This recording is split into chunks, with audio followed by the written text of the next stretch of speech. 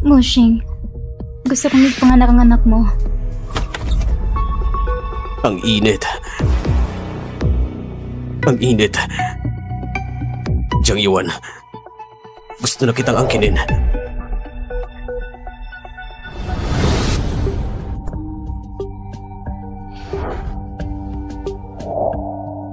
Ako si Ling Yuan.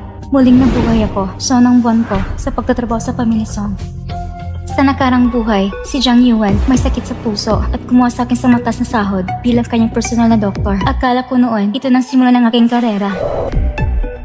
Pero hindi nagtagal, pinadala ko sa kama ni Song Moshing. Nahuli kami ni Jiang Yuan sa akto at tuloy na sirang reputasyon ko. Para kung basura na itinapumulat sa Pamilya Song. Pero nalaman ko na buntis ako sa anak ni Song Moshing. Pagkatapos noon, hinuli ako ng mga taong hindi ko kilala, ikinulong ko sa ilalim ng lupa, at dumanas ng di makatarong pagdurusa.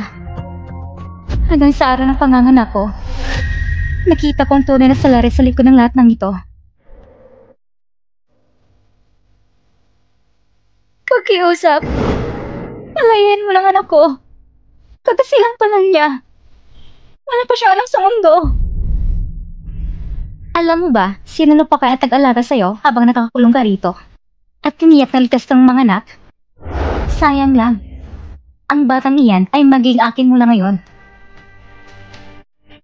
At saka, ikaw lamang ang isa na may puso na ganang matugma sa akin. Hindi lang anak mong gusto ko. Gusto ko rin ang puso mo.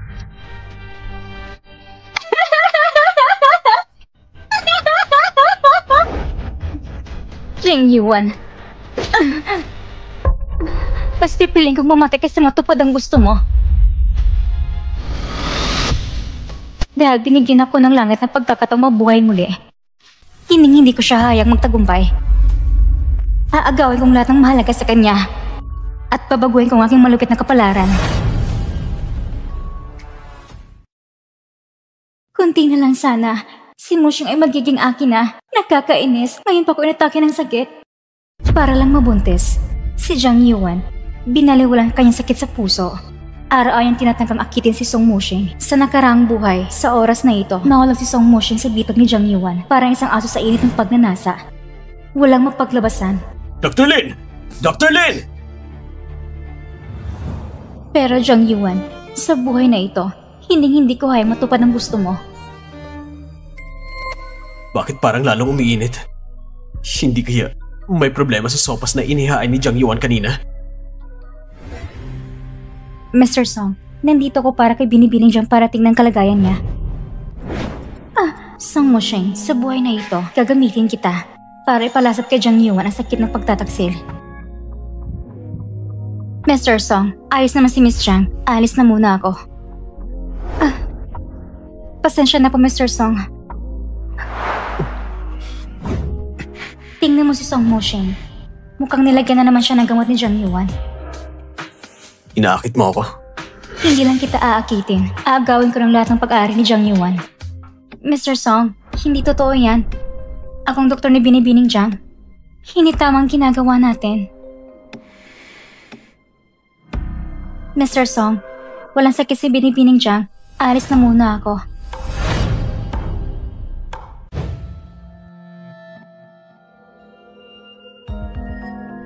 Teka muna. Tungkol sa nangyari ngayong gabi. Mr. Song, kaya si Binibining Jiang ay magkaibigan mula pagkabata. Ang tanging minahal ninyo ay si Binibining Jiang lang. Huwag kayong mag-alala. Hindi ko ito ipagsabi kahit kanino.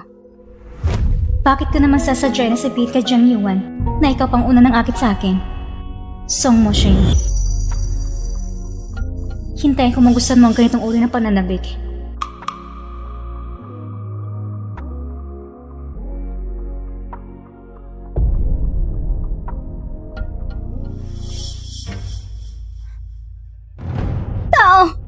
Diyan? Bakit walang tumatawag sa akin? Miss Jiang, bago umalis si Mr. Song, nagbilin siya na huwag kayong istorbo habang napahinga. Nakakatuwa naman. Siyempre, alam ko nag-alala sa akin si Mushing.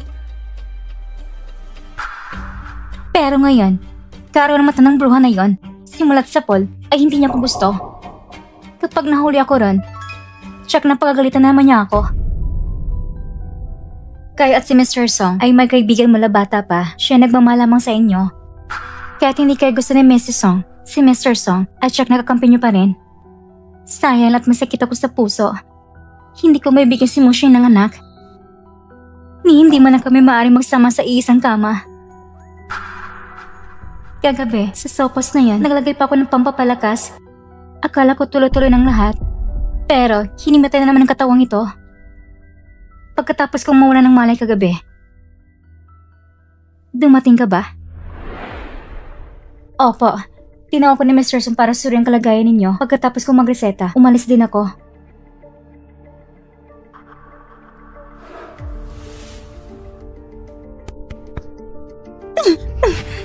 Ang tagang mo na akong kinagamot, pero bakit hindi pa rin ako gumagaling? Baka naman may gusto ka rin kay Mushing. Kahit sinasadya mo, hindi ako pagalingin. Hindi po ganon. Hindi po ganon iniisip niyo, Miss Zhang. Aba, ang tapa po bang magsinungaling? Kagabi, nakita kong lahat. Miss Zhang, kayo pong tumanggap sa akin noon. Kaya nakapasok ko sa Pamilya Song. Ang kabutihan ninyo sa akin, hindi ko kailanman makakalimutan. Paano ko naman maiisip ang ganong kalapastangang bagay? Miss Zhang, isa na akong simpleng doktor na galing sa probinsya. Paano ko naman matutumbasan kayo? Tulad ninyong anak ng mayamang pamilya. Miss Zhang, huwag kayong mag-alala. Gagalingin ko talaga yung karamdaman. At least, marunong akong sumunod. Basta't alam mo lang kung saan ka lulugar. At pagagalingin mo ako, hindi ka mawala ng gantimpala. Talaga nga, isang sampal, tapos isang tamis ng ganting loob. Sayang ka, Jiang Yuan. Hindi ko pala napansin ang utang na ito. Salamat, Miss Zhang. Pangako, aalagaan ko kayo ng maayos. Umalis ka na. Pagkatapos mong ayusin yan, samahan ko pumunta sa lumang bahay ng mga Song.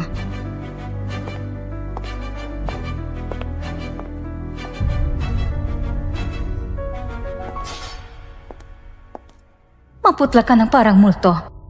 Huwag kang umatake na naman ang sakit mo. Ang Pamilya Song ay may isang anak lang, si Mushing. Hindi pwede na dahil kay Jiang Yuan, isang mahina sakiting babae. Baka tuloy maputang lahi ng mga Song. Kung mahinang katawan mo, saan ka man pumunta? Lagi kang may kasamang doktor. Parang gusto mo ipakita sa lahat. Ang anak namin si Mushing ay nagbumalsis ng sakitin. Tita, hindi po ganon. Mrs. Song, si Binibining Jiang ay matagal ng masigasis nagpapapagamot. Basta makahanap lang ng angkop ng puso na para sa transplant, siya nagagaling siya. Si Binibining Jiang din ay umaasa na mabilis siyang gagaling para makasal sila ni Mr. Song at magkaroon sila ng sariling anak. Walang modo. Ikaw, sinadya mo hindi ba? Tita Lin, si Lin Yuan ay hindi lang marunong sa mga patakaran. Pag uwi namin, sigurado tulong ko siya ng maayos. Ikaw ang tinutukoy ko. Bilang pangalan na anak ng Pamilya Jiang, wala kang alam gawin. Ang alam mo lang ay umiyok buong araw at sunod-sunod kay Mushing. Nasaan ang asa na isang tunay na binibining mayaman? At sa pagtrato mo sa doktor na araw-araw nag-aalaga sa'yo, wala kang kahit katiting na paggalang? Ang mga taong kagaya mo na nagpapay sa kabutihan ng iba. Sino nagkakalang kung gano'n ka rin kay Mushing at pati sa Pamilya Song sa hinaharap? Tita, hindi pa ako gano'n. Mabuti sa akin ng Pamilya Song at si Mushing. Paano ko magagawa yun? Sana tumigil ka na sa kabalawang ito o magpapanggap kang mahimatay mamaya para maawa ang anak ko sa'yo. Kapag napalitan ko na itong katawan na ito at nakasama ko na si Mushing, siyak na papalawarin ko kayong lahat sa harap ko. Hindi mo kayong lumakad mag-isa na hindi hinahawakan. Mukhang totoong hindi na kaya ng katawan ni Binibining Jiang. Jiang Yuan, ito pa lang ang simula. Siyak na pagbabayaran mo ang pagkamatay ko sa nakaraang buhay at ang pag-agaw mo sa anak ko. Pagbabayaran mo yun.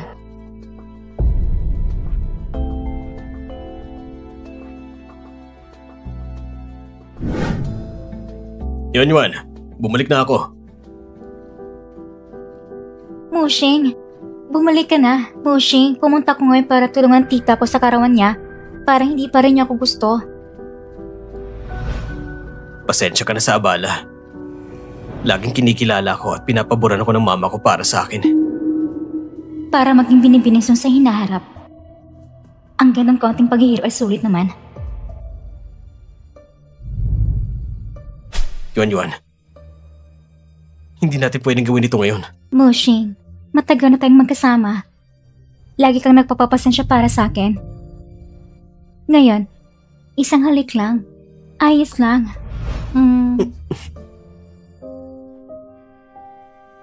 Yuan, ayaw kong dahil sa ating sandaling pagnanasa, maapektuhan ang pinakamahalagang kalusugan mo.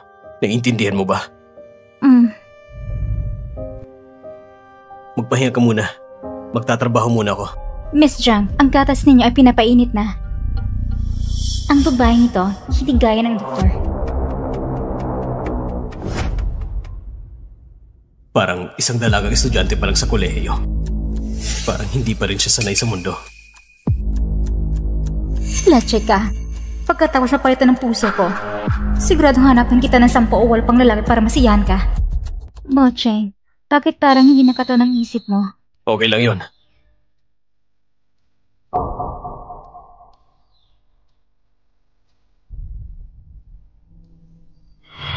Jiang Yuan, alam mong kondisyon ng katawan mo. Pero nalakas ko pa rin lagyan ng gamot ang gatas na iniinom ni Mosheng. Nag-alala ka na?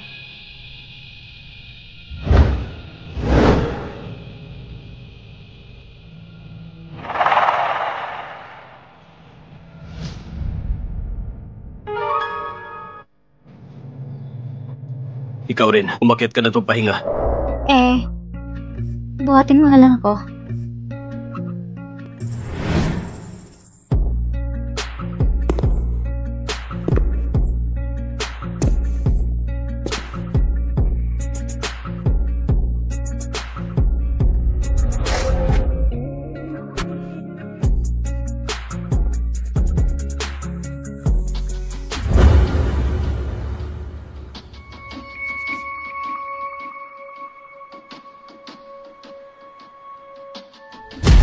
Alam ni Mosheng na hindi kakayanin Jiang Yuan. Kaya check na hindi niya hawakan siya sa nakaraang buhay dahil kasi si Jiang Yuan paulit-ulit na naglagay ng gamot kay Mosheng hanggang mamatay. Pero si Mosheng ay mas pinipiling tiisin ito kaysa saktan siya. Din Yuan, matulog ka na lang sa tabi ko ngayong gabi. Ngayon pa lang, si Jiang Yuan ay may binabalak na naman laban sa akin.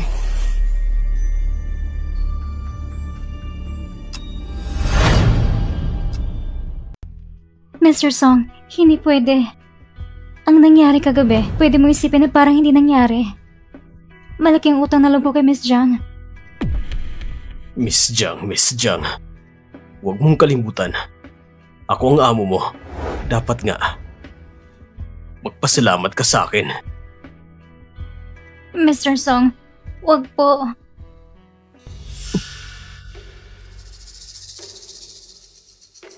Kung ayaw mo, lumayas ka ngayon din! Mr. Song, mukhang nalagyan ka ng gamot. Pwede ka magpalamig gamit ang malamig na tubig.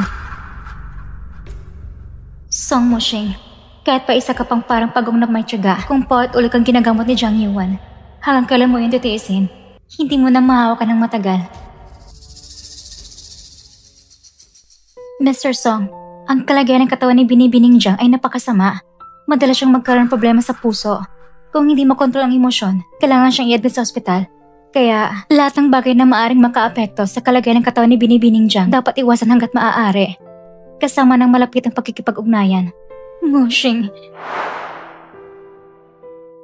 Baka, hindi na ako makakapag-anak sa buhay na ito. Iiwanan mo ba ako?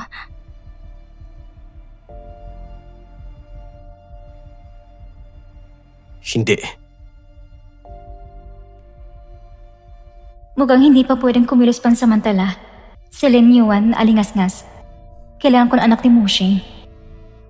Para pumayag akong matanda at payagan akong pakasal.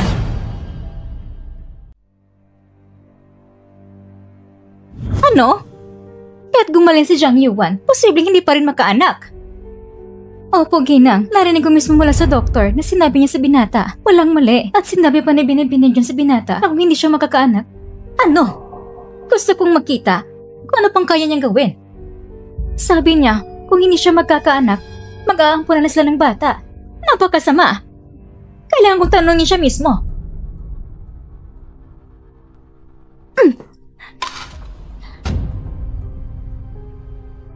Ayaw ba ko paglingkuran ni Dr. Lin? Bakit? Parang naiinis si Dr. Lin. Huwag mong kalimutan, Dr. Lin, kung sino nabigay sa'yo ng pagkain.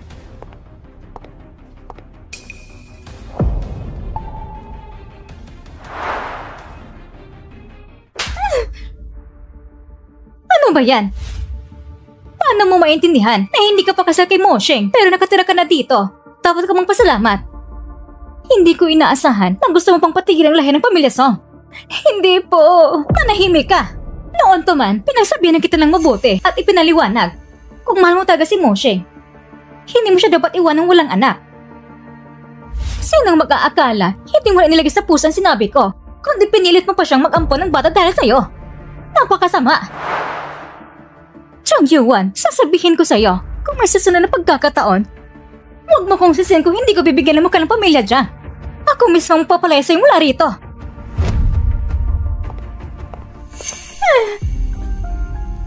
Matandang bruha. Talagas pa siyang sampalin ako. Kapag bumalik si Mosheng, ipaghihiganti niya ako.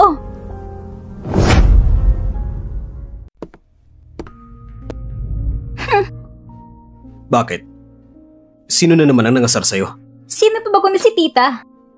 Ngayong araw, siya mismo pumunta rito para pagalitan ako. Yuan, humihingi ko ng tawad sa ngalan ng mama ko. Mosheng, ikaw una nang ligaw sa akin. Kaya kung pumayag na makipagrelasyon sa'yo. At sinabi mo pa noon, mapapakasalan mo ako. Pero hanggang ngayon, ang tagal na. Hindi pa nagutanggap ng mama mo. At wala pa rin lugar sa buhay mo. Sige. Ako nang kakausap kay mama tungkol dyan. Tungkol sa kasal, simulan mo ng paghahanda.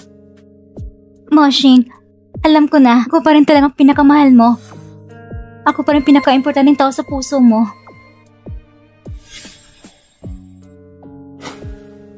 Kumalma ka. Mamaya, kailangan ko pang pumunta sa lumang bahay.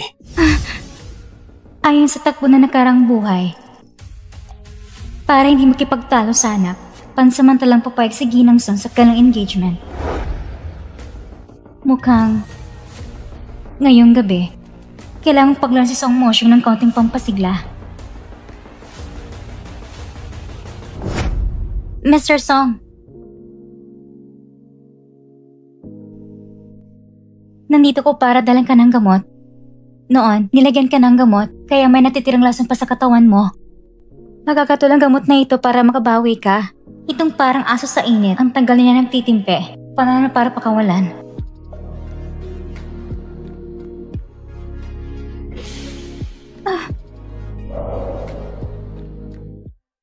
Makabawi? O iniisip mo ba na hindi ko kaya?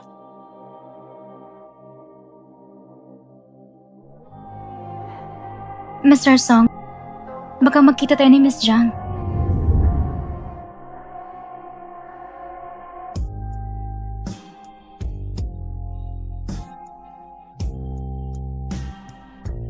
Mosheng, sasama ko sa'yo. Mosheng, sasama ko sa'yo. Mosheng?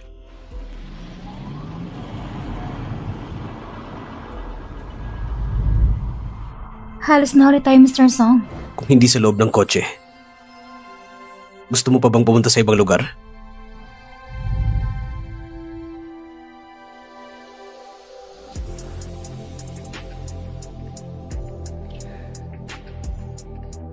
Mr. Song.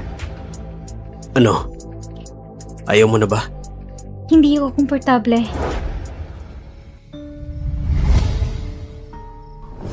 Ginawa mo ba ito para sadyang gawing kahihiyan ko? Mr. Song, hindi ko talaga sinasadya itong nangyari ngayon.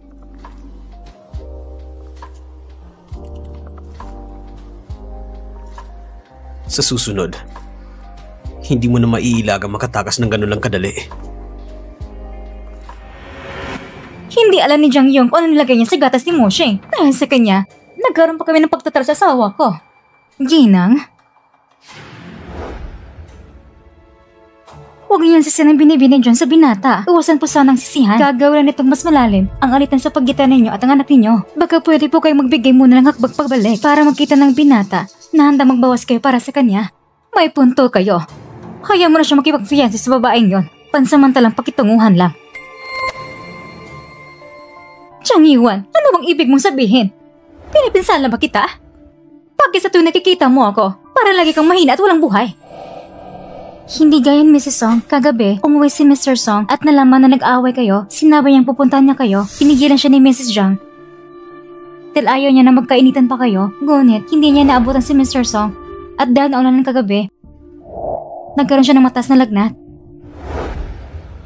Zhang Yuan, dahil sa pag-aaway ng anak ko para sa'yo, pumunta ka rito para ipapakita mo sa akin?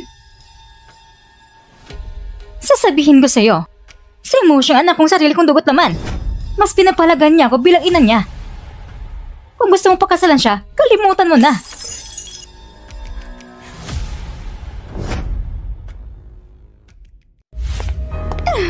Sino nag-utos sa'yo na magsalita lang kung ano-ano? Sa harap ng matandang babae na yon, lumuhod ka! Sa oras na ito, dapat ipabalik na rin si Song Moshing.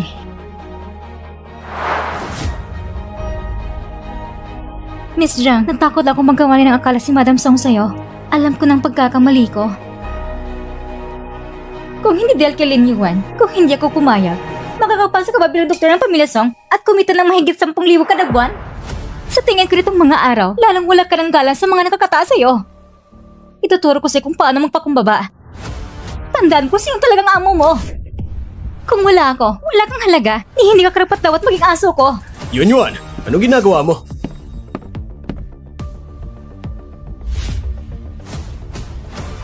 Bruha, sa harap ko pa, lakas daw ng tara na inaakit si Moshing. Papatayin kita. Ginagawa mo ba ito para sirain ang mga kamay ni Dr. Lin? Imposible yung Moshing. Kakatapos ko lang sana tanongin si Dr. Lin, bakit ang sakit ko? Ang tagal lang ginagamot, pero wala pa rin pagbuti. Hindi ko akalain sa sobrang kaba niya, siya pang nadapa. At sinong mag-aakala na nabasag pa niyang tasa?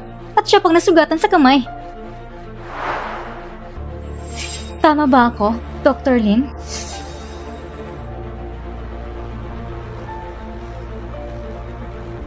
Oo. Mabuti.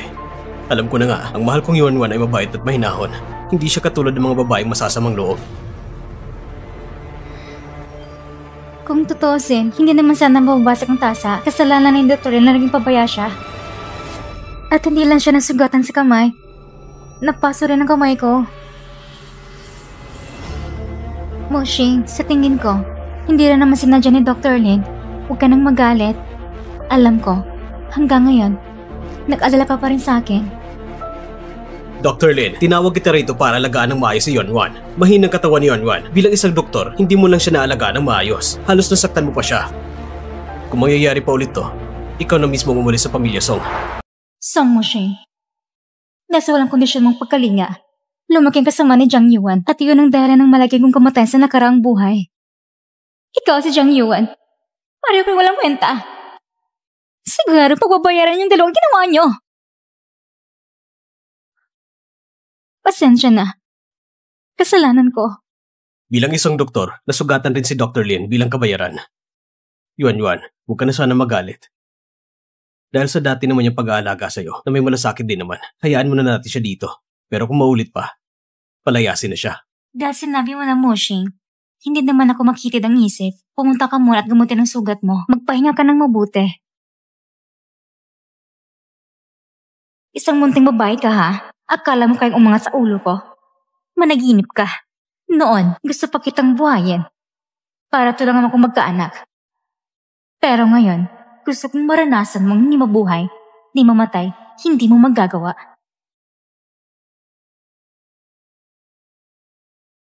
Ang sugat na to, bakit parang bilis gumaling? Sa sobrang pagdududa ni Zhang Yuan, sigurado maghihinala siya tungkol sa relasyon namin ni Moshing. Kaya ngayon, dapat ko pang painitin lalo ang sitwasyon. Para tuloy na silang maglayo.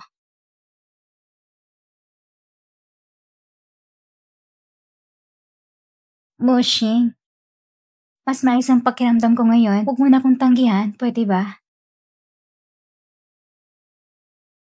Yuan, kailangan mo magpahinga muna ngayon. Pwede naman natin gawin ngayon. Si Yuan ang taong pinakamamahal ko. Pero bakit ayaw kong hinahawakan niya ako? Dahil ba ito kay Lin Yuan?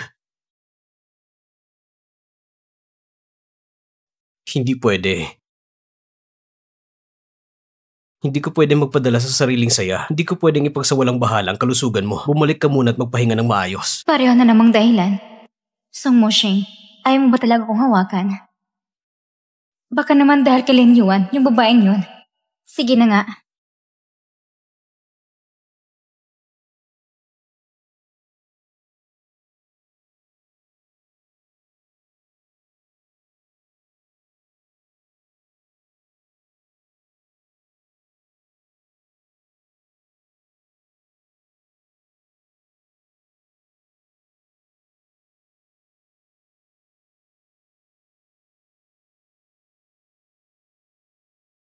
Halika dito.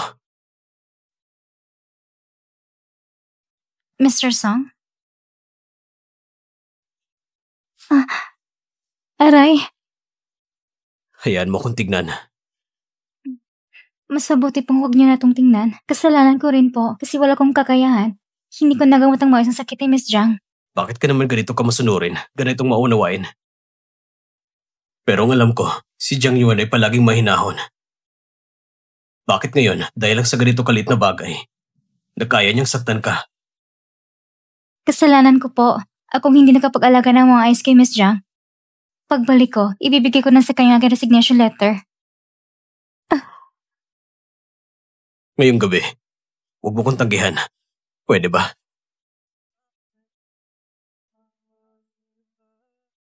Mr. Song, hindi po pwede.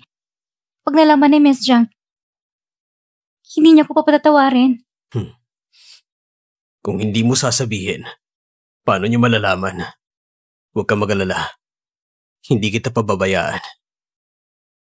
Pero, ikaw ang tunay na mahal ni Miss Jiang.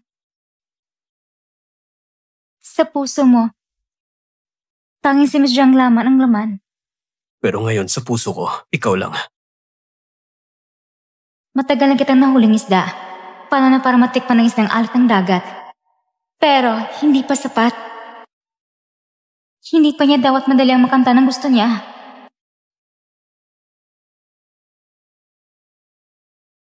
Bakit ang tindi ng sugat mo? Mr. Song, nasugatan ng kamay ko. Ano man ang gusto mong gawin, siguradong hindi maginawa. Alis na muna ako.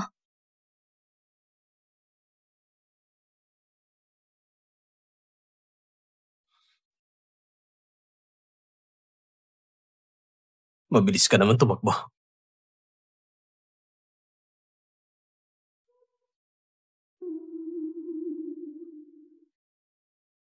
Miss Jiang, dadalang kita ng paon ng pagsusuri.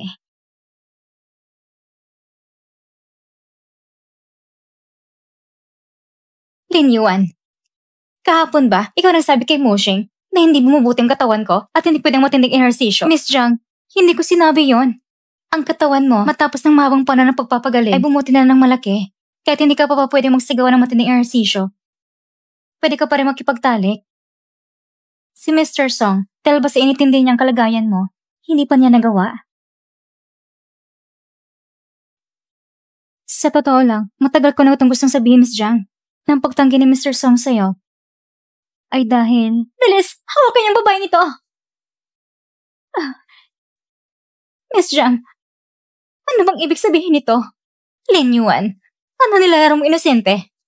Hindi ka ba mahusay magpasigla? Akala mo ba tanga ako? Kagabi, nakakwento ko sa balkon ni Moshing. Hindi ba espesyal ang galing mo? Kung kulang ka na sa lalaki, pupunan ko ng kailangan mo. Tunay nga, Miss Jiang, kagaya ng karang buhay mo. Nangangalap ka agad na isang kulube para insultuhin ako.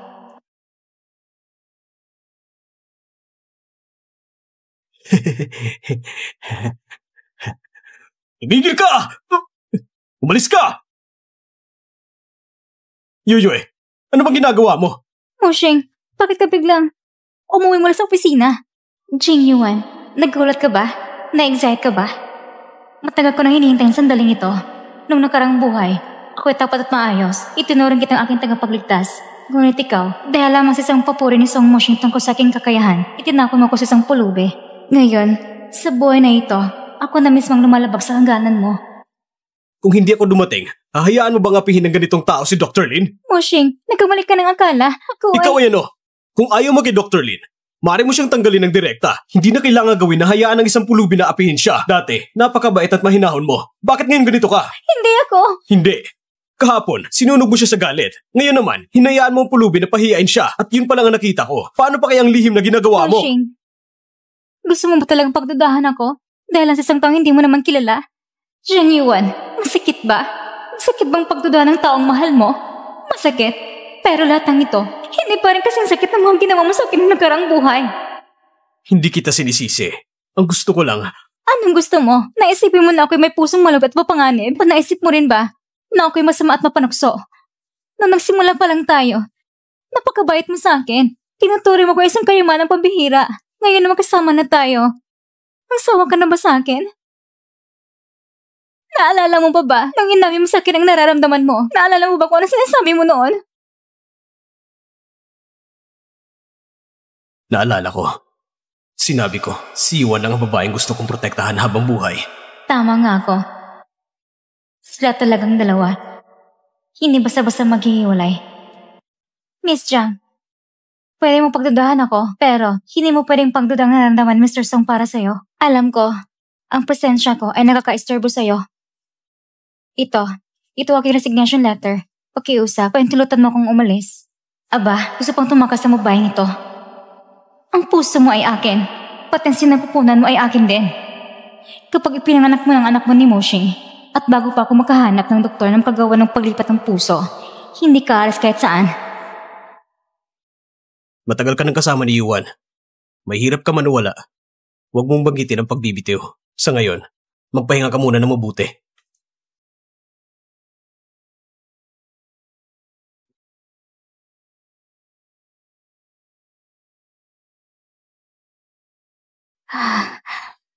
Aling Wang, bakit para nagmamadali ka? Ngayong araw, uuwi si Mrs. Jiang at espesyal pa niya sinasabi sa amin na dahil sa pagod si Mr. Song sa trabaho, iyan na namin siya ng pampapalakas tuwing ba umuwi si Jiang Yuan sa bahay para lang maghanap ng doktor na makagawa ng paglipat ng puso. Ayon sa takbo ng panahon ng nakarang buhay, malapit na niya itong matagpuan.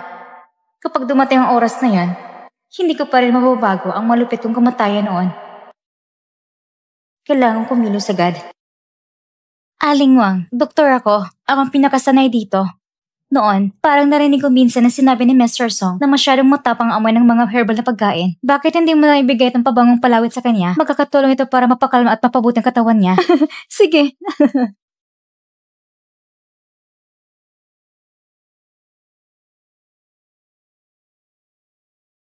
Paano mo ginawa itong pabangong palawit? Anong halamang ginamit mo dito? Masama ang pakiramdam ko. Dr. Lin, pumunta ka ngayon sa pangunahing gusali at tignan mo ako.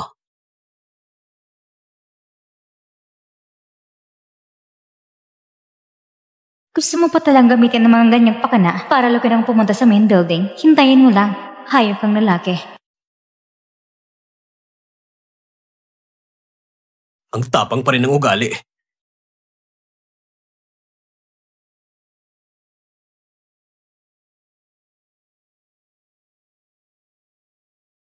Mr. Song, bakit ka nandito? Naalala mo pa ako. Wala ka talagang puso. Pinantay mo pa ako ng ganito katagal. Hindi ko sinasadya na hindi pumunta agad. Nakita ko kasi sa likod ng bakuran ang mga bulaklak na jasmine na namumulaklak ng maganda. Makakatulong ito sa pagtulog. Kaya naisip ko, pag naihanda na, maaari ko itong ibigay sa'yo. Regalo ng bulaklak sa akin?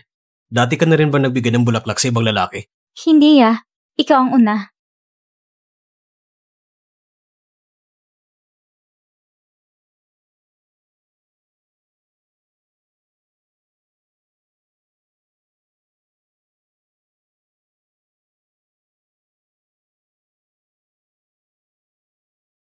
Kung siya lang sana magiging asawa ko, ang saya siguro.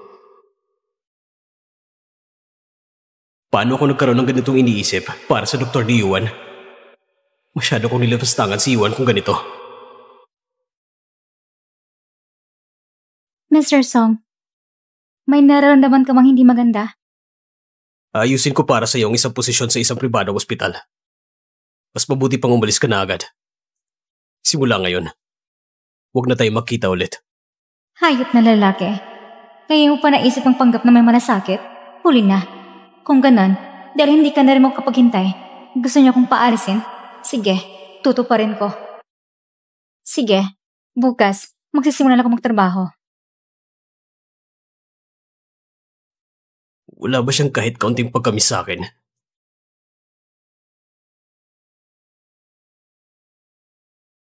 Hindi ko rin alam nito mga nakarang araw kung iniisip niya ba ako.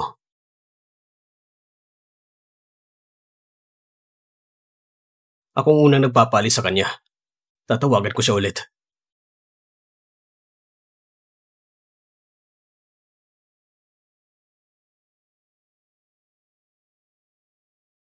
Lumabas pa siya kasama mga kaibigan para kumain ng hotpot.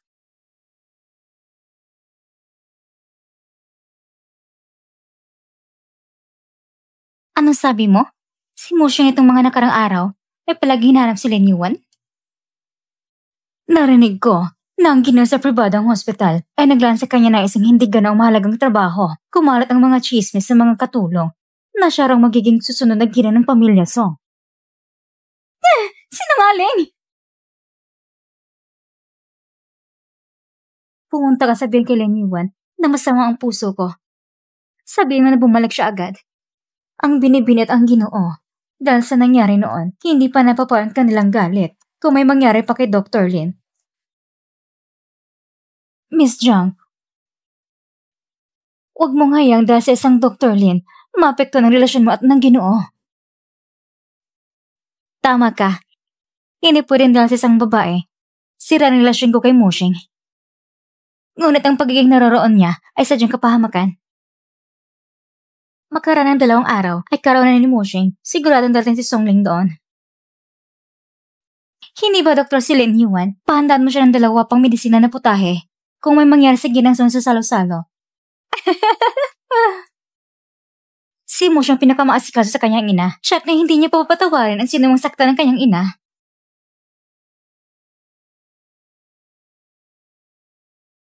Pumunta ka at ipalang kay Lin Yuan na hindi ko inaaprubahan ang kanyang pagbibitiw. Bukas, gusto ko makita siya sa bahay ng pamilya Song.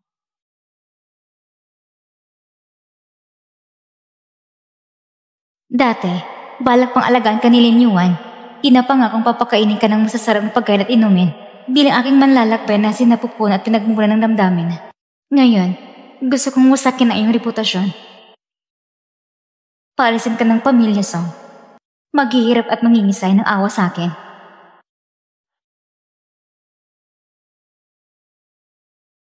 Si Binibining Jiang, napakalaki ng puso niya. Mabuti pang sumunod ka na lang. Sa pagkakataong ito, hindi na napansin ni Jiang Yuan ang tungkol sakit ay kay Song Musheng.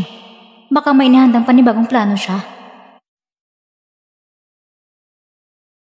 Ito ang menu para sa birthday banquet ng Ginoo. Tingnan mo kung may mali. Napakakarayon ng mga ito. Nagkakasawa na. Hindi ba pwede may kakaiba? Bukas, darating din ang ginang. Gagawin mo lang ito para pang akalang ayos. Dr. Lin, mausay ang ideya niyo. Baka pwede kayong magbigay ng mungkahi. Birthday? Halos nakalimutan ko.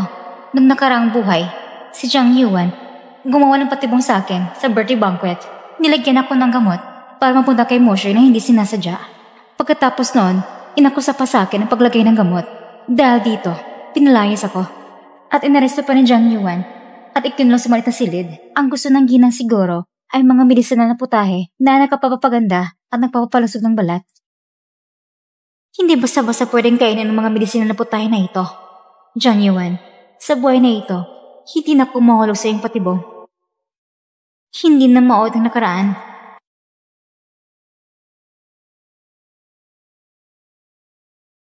Sa panahong ito, naipito Song Musheng. Paano na para tapusin ang lahat? Sa birthday banquet, kailangan ko pa rin kanyang tulong.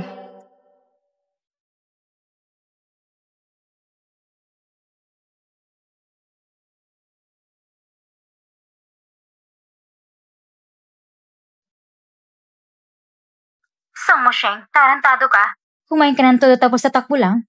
Paano mo nagawang sabihin mga seta nag-yelo na para pang minus 10 degrees? Pinapalis pa ako sa kanya?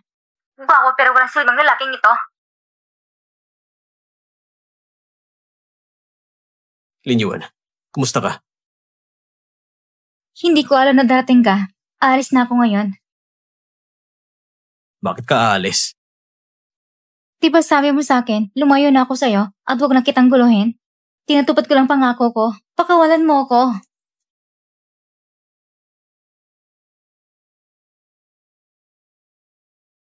Tinawagan mo ko tinawag na basura at sinabi mo pagkatapos kung makuha ang gusto ko, aalis ako. Bakit ngayon pag nakita mo ako, gusto mong umalis agad? Hindi naman.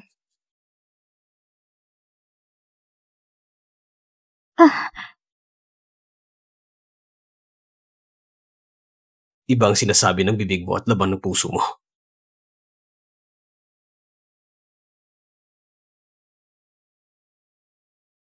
Sabihin mo, namiss mo ba ako? Mr. Song, may sakit pa ako.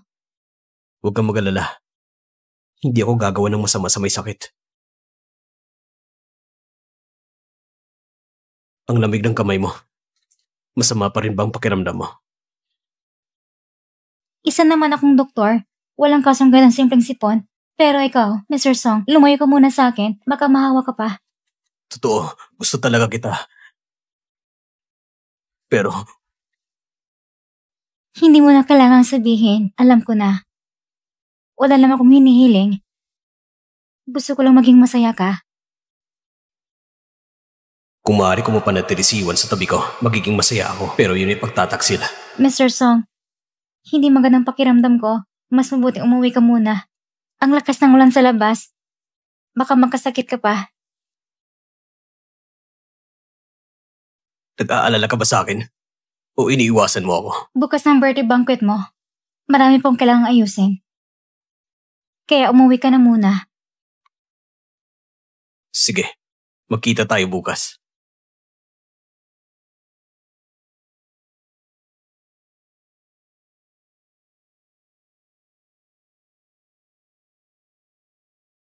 Bukas sa birthday banquet. Magsisimula ng magandang palabas. Song mo, Sheng. Sana wag mo akong biguin.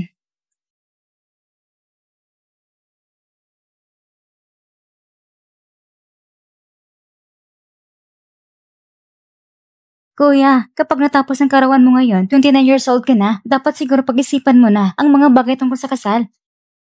Tito, tita, ngayon ay karawan ni Mushing. Pinili ko pang abangan ng kusina para yan ay isang espesyal na punan para sa lahat.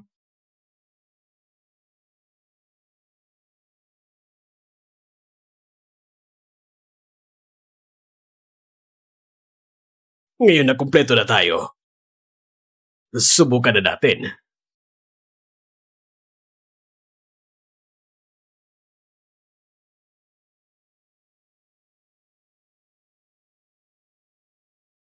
Talagang masarap ang medisinal na putahe na ito. Mukhang si Yuan Yuan ay maayos na inalagaan si Mo Sheng. Kung nagustuhan niyo po, ayos lang. Ang medisinal na putahe na ito, maganda man. Dahil gamot nga ito. Si Binibining Jai matagal uminom ng gamot, kaya kaya yung tiisin ito, walang problema. Pero kami hindi. Bawat pa rin tayo maging maingat. Tama sinabi ng tita, hindi ko naisip na mabuting lahat ng bagay. Pumunta ka sa kusina, daling mo na inhandang inumin.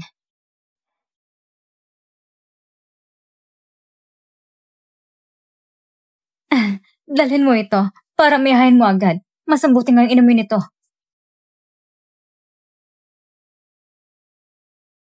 Dalhin mo ng mga bagay na ito sa itaas. Ako ay doktor, hindi katulong. Ang mga bagay na ito ay dapat ninyong gawin. Si Miss Jiang mismo nag-utos sa'yo. Hindi ka ba susunod? Ito bang plano ni Jing Yuan? Pilitin akong magkamali. Kung ganito, susubukan ko. Tingnan natin anong patibo ang inilatag mo para sa akin.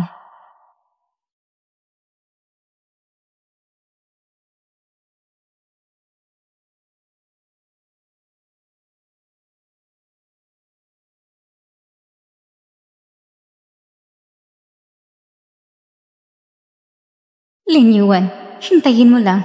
Ikaw na babae ka. Kapag pinaalis ka na ngayong araw mula sa pamilya Song, kukulong kita. At pahihirapan kita ng mabuti. Pagkapanganak mo sa anak ni Mushing, sa oras na yun, hindi lang puso mo, pati anak na iluluwal mo, ay magiging akin din.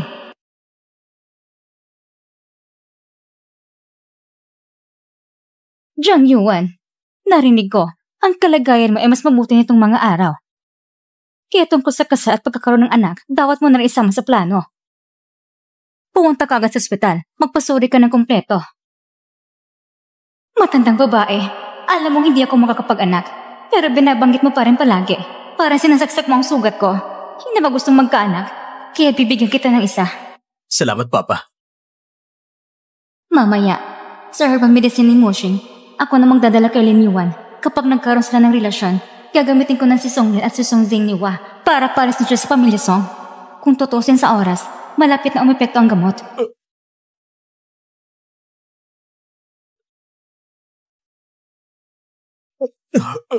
Zenua, anong nangyayari sa'yo? Nagkamali ba ko ng timpla?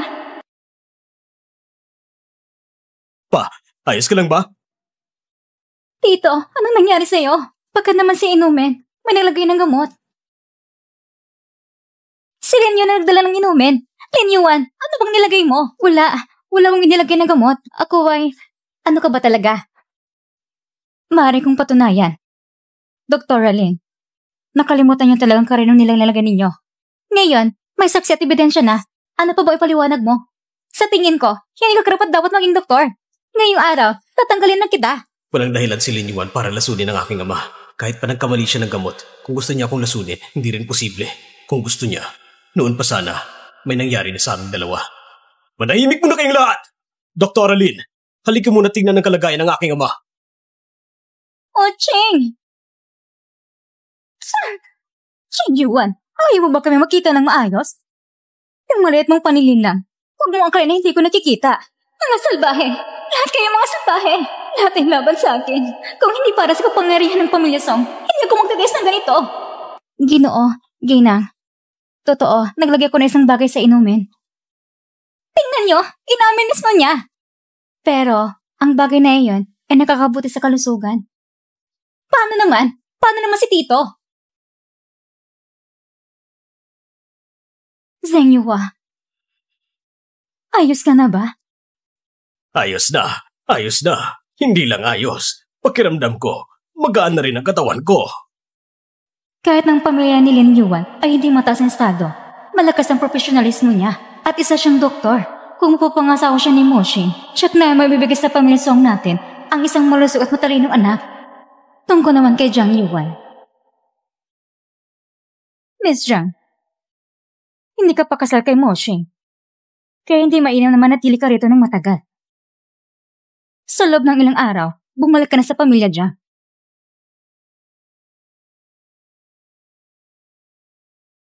Paulit-ulit ka na. Nilagyan mo ba ng gamot si Song Mushing? Akala mo ba hindi niya alam? Ngayon, tingnan natin kung paano mo ito aayusin. Tungkol sa herbal na pagkain, mas namuti paliwanag ng malinaw sa akin. Hindi ako nagsisinungaling. Sabi niya, makakaganda ang herbal na pagkain. Siyak na magustuhan ito ng Ginang. Salbahe ka! Ang gamot ay binigay mo kay Mushing. Bakit may binigay lahat sa mata ng iyon? May utak ka pa ng baboy. Bakit hindi ka pa namatay? Yuan!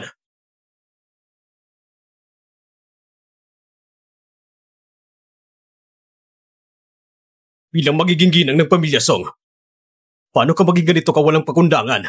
Binubuli ang katulong, sinusumpa at sinasaktan pa? Wala kang kahit kaunting asal sa isang dukang mayaman. Mayaman? Mayaman? Kailan ka pa nakakita ng Ginang na hinahampas sa harap ng lahat? Saan ko ilalagay ang aking dangal? Kumalma ka muna. May kasalanan ka rin sa nangyari ngayon. Akala mo rin pala na ako may gawa ng lahat na nangyari ngayon? Hindi ba ko kinasa sa inyong pamilya? Ngunit pa nahihirapan ako ng buong pamilya ninyo. Kung todo mapasok ko sa inyong pamilya, sigurado abusin nila ko ng todo. Yuan, sa paningin mo, ang mga magulang ko'y walang kakayahang makilala ang tama at mali. Sa nangyari ngayon, nasa panig mo ako. Pinoprotektahan din kita. Pinoprotektahan ako? Pinoprotektahan mo si Lin Yuan, hindi ba? Kung hindi, Paano mo malalaman kung anong ginagawa niya kagabi? Nalaman ko parang matagal na kayo nagsabatan ng palihim sa akin. Sinabi mong mahal mo ako ng labis. Ngunit kasi nangaling pala lahat ng yon. Huwag kang magwala. Ang ating usapan ay walang kinalaman sa kanya. Dahil mo sa aking malit na babae na yon.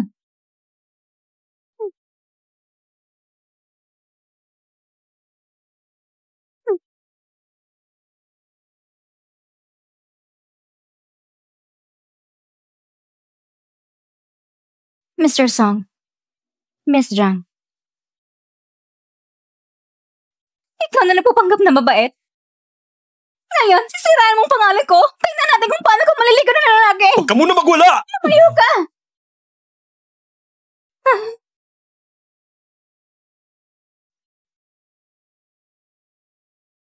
Michelle.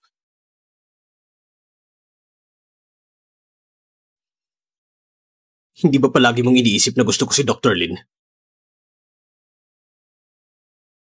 Bibigyan kita ng sagot.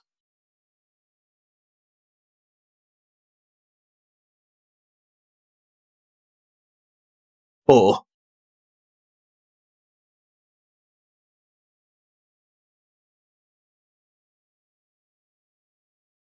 Salbahe ka! Papatayin kita! Kumalma ka. Kumalma ka. Kasi mo bang makita ko mapahiya? Miss, kumalma ka lang. Kumalma ka lang. Kapag nahanap na natin ang doktor para sa transplant ng puso, huhulihin natin siya. Tama. Tama ka. Gusto ko siyang buhay pa. Hanggang sa dumating ang araw na bubuksan ko ang kanyang tiyan.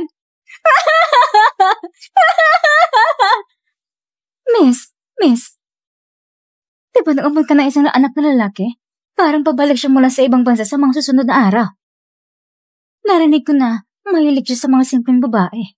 Kung makita niya si Lin Yuan, sigurado ko magugustuhan niya siya. Paano ko ba siya nakalimutan? Si Song Mei ang babaero. Mabilis magpalit ng babae. Narinig ko, marami siyang alam sa mga estilo sa kama. Pagbalik ni Song Mei, gusto ko siyang makita ng personal. Song Muxing, gusto ko masaksihan mo mismo kung paano pinagtitripan niya yung doktor.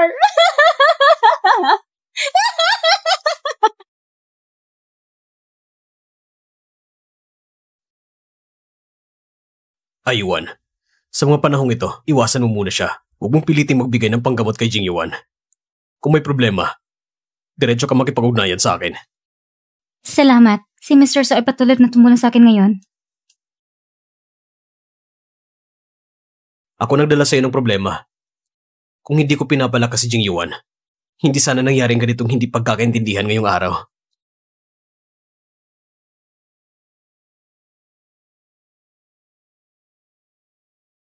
Mr. Song, pwede ka bang manatili rito ngayong gabi? Medyo gabi na. Bumalik ka na't magpahinga.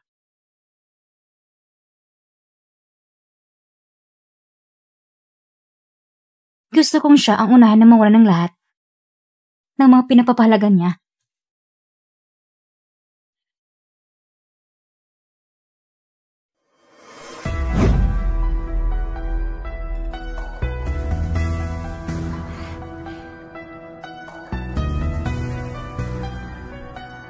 Miss, nahanap na namin.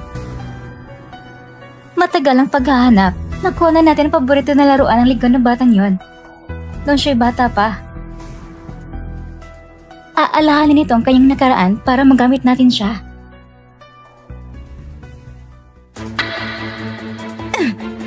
Miss Lin, kailan ka ba naging bulag sa mga mata? Pati yung gina hindi mo na makita? Paumaning binibining Jiang. Masyado kong nakatutok sa pagbabasa. Hindi kita napansin dito. Walang modo talaga. Ibalik siya sa akin. Hindi na kailangan hipag. Dahil hindi magandang pakiramdam ni Miss Lin, mas mabuti nang umuwi siya para magpahinga. Ano? Mukhang nakagusto na si pangalang kapatid sa kanya. Hipag, kahit nasa ibang bansa ako noon, alam ko pa rin ang mga nangyayari dito. Alam ko ang relasyon nila ni Kuya. Hindi ganun kasimple. Eh ano ngayon? Isa lamang na siyang doktor.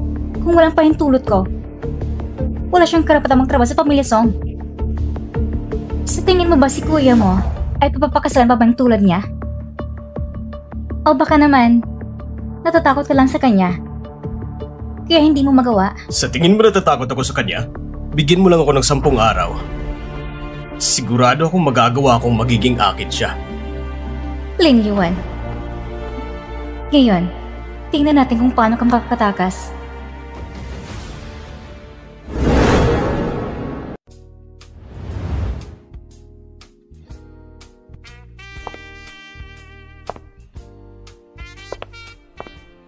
Sir, tumawag si Miss Jiang. Sabi niya, nagana siya ng tanghalian. Gusto niyo bang umuwi muna? Sige. Mukhang natauhan na si Yuan.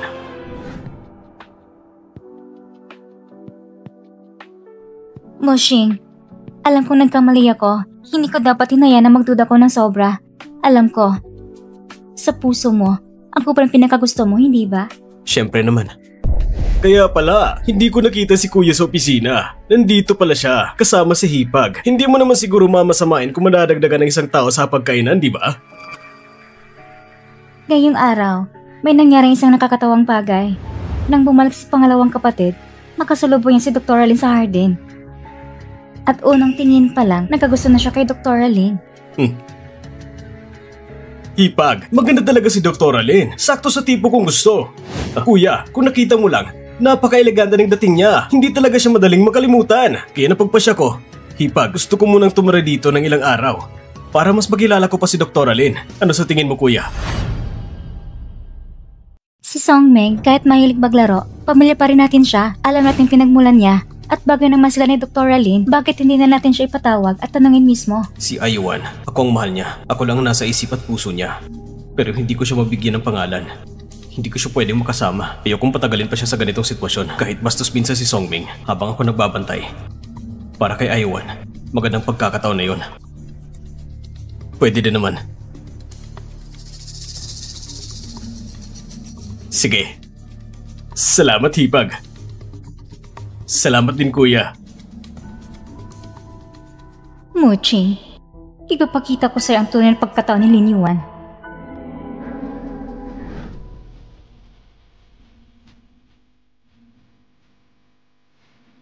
Mr. Song, bakit ka nandito? Lin Yuan, naisip mo na bang umalis dito at humanap ng ibang kasintahan? Song Mushing, hindi ba't palagi kang naiingat dahil sa pangako mo kay Jiang Yuan dahil tungkol sa mga ganitong bagay, hindi mo kailangang binabanggit? Bakit bigla mong tinatanong mga bagay na yun? Hindi ko pa napag-iisipan ang tungkol sa pagkakaroon ng kasintahan. Kung sakaling may gusto mong pakasal sa'yo, anong gagawin mo? Sinong tinutukoy mo? Si Songming. Simula na makita ka niya, na-inlove na agad siya sa'yo. Gusto ka raw niya maging kasintahan. Ano sa tingin mo? Ano pa pang gusto niyong sabihin ko, Mr. Song? Ang gusto ko ay makasama ang taong mahal ko. Mr. Song, maaari na po kayong umalis. Bakit parang ayaw ko magpaalam? Ang haba-haba ng paliwanag, pero sa huli, ipapasa mo rin pala ako sa iba. Jiang Yuan, hindi ba't gusto mong maging magkasama kami ni Songmeng? Kung ganun, bibigyan kita ng isang magandang palabas.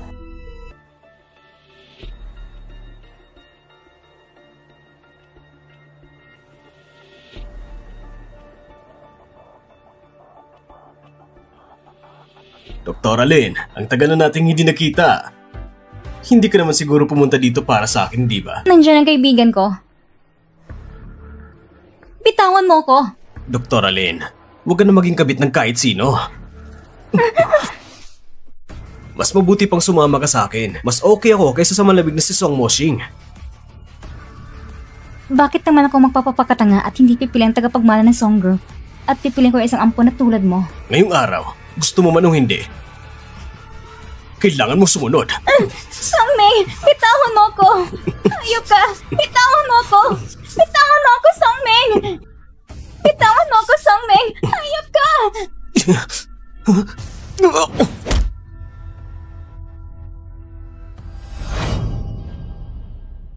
Huwag kang matakot. Nandito na ako. Mabuti na lang tumading ka. Songming, akala ko pagbalik mo sa ibang bansa, babaguhin mo ng masamang ugali mo ng mga pinambabae. Pero mukhang hindi ka pa rin nagbabago. Siya ang unang nangakit sa akin. Gusto lang niyang kapangyarihan at kayamanan. Hindi totoo yan. Magtiwala ka. Ibibigay ko ang hustisya para sa'yo. Bibigyan ng hustisya, ha? Sige. Oh, kayong lahat! Tumingin kayo sa akin! Tumingin kayo dito!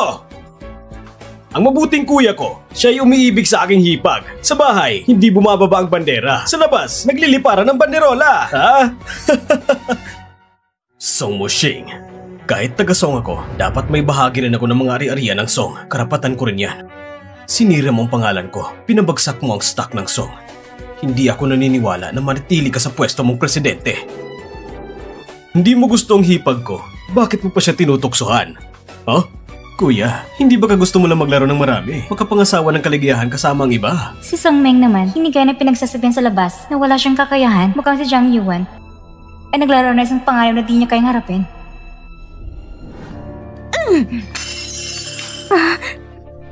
Dahil sa isang doktor, maglalaban-laban pang dalawang magkapatid sa isang bar, hindi ba sapat na nakayaan ng pamilya Song? Hindi ba sapat ang dungis? Jiang Yuan, ngayon, ipapakita ko ikaw magtatapos na nagtatrabaho na sinaktan mo sarili mong paa. Ma, tungkol sa usaping publiko, aayusin ko agad yon. Ma, akong inosente rito. Si kuyang walang kwenta, nilapastangan niya ako at sinaktan. Hinayaan ko na lang siyang umatake, namamaga pa rin ito. Gusto ko lang naman si Dr. Lin na maging girlfriend ko. Tama, kuya, hindi ba't matagal mo nang gusto si Hipag? Bakit hindi mo hayaang ligawan si Dr. Lin? Mushing, naniniwala ko sa'yo. Huwag mong isipin na hindi ko lang mga ginagawa yung lihim. Kaya ka binubugbog ng kuya mo, tama lang yon. Naglakas-lab ka pang saktan si Dr. Lin. Lasing lang ako noon. Medyo nadala lang ako. Walang hiya kang bata. Lumang ka sa labas ngayon din. Ma. Wala nang bisang mga sinasabi ko, ganun ba? Kailangan pa bang bumalik ang papa mo para siya magturo sa'yo ng leksyon? Hindi dapat palaki ng gulong ito. Pag lumaki pa ito, masisira ang reputasyon ng pamilya Song kapag bumagsang mga stocks ng Song. Ako rin mo aapektuhan. Sige. Alis na ako. Tita, pakalma niyo po muna ang sarili ninyo. Kalmahin? Paano ko kakalma? Kayong lahat, wala ni isa na hindi ako pinaproblema. Lalo na ikaw. Ang galing-galing ni Dr. Lin. Inaayos na niyang katawan mo ng matagal, pero hindi ka pa rin mabuntis. Sa tingin ko, walang pag-asa ng katawan mong yan. Ano bang ibig sabihin ng matandang babaeng ito?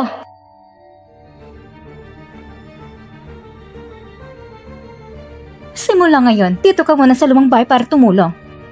At ikaw rin, dito ka rin at magnilay-nilay. Ang nangyari ngayong araw, kailangan ipaliwanag niyo sa akin sa papa ninyo. Opo. Hayop na matandang yon. Naangas pa siyang magsita sa harap ko. Hayagang binibigyan sina Linyo at Mushing ng pagkakataong magkaibigan.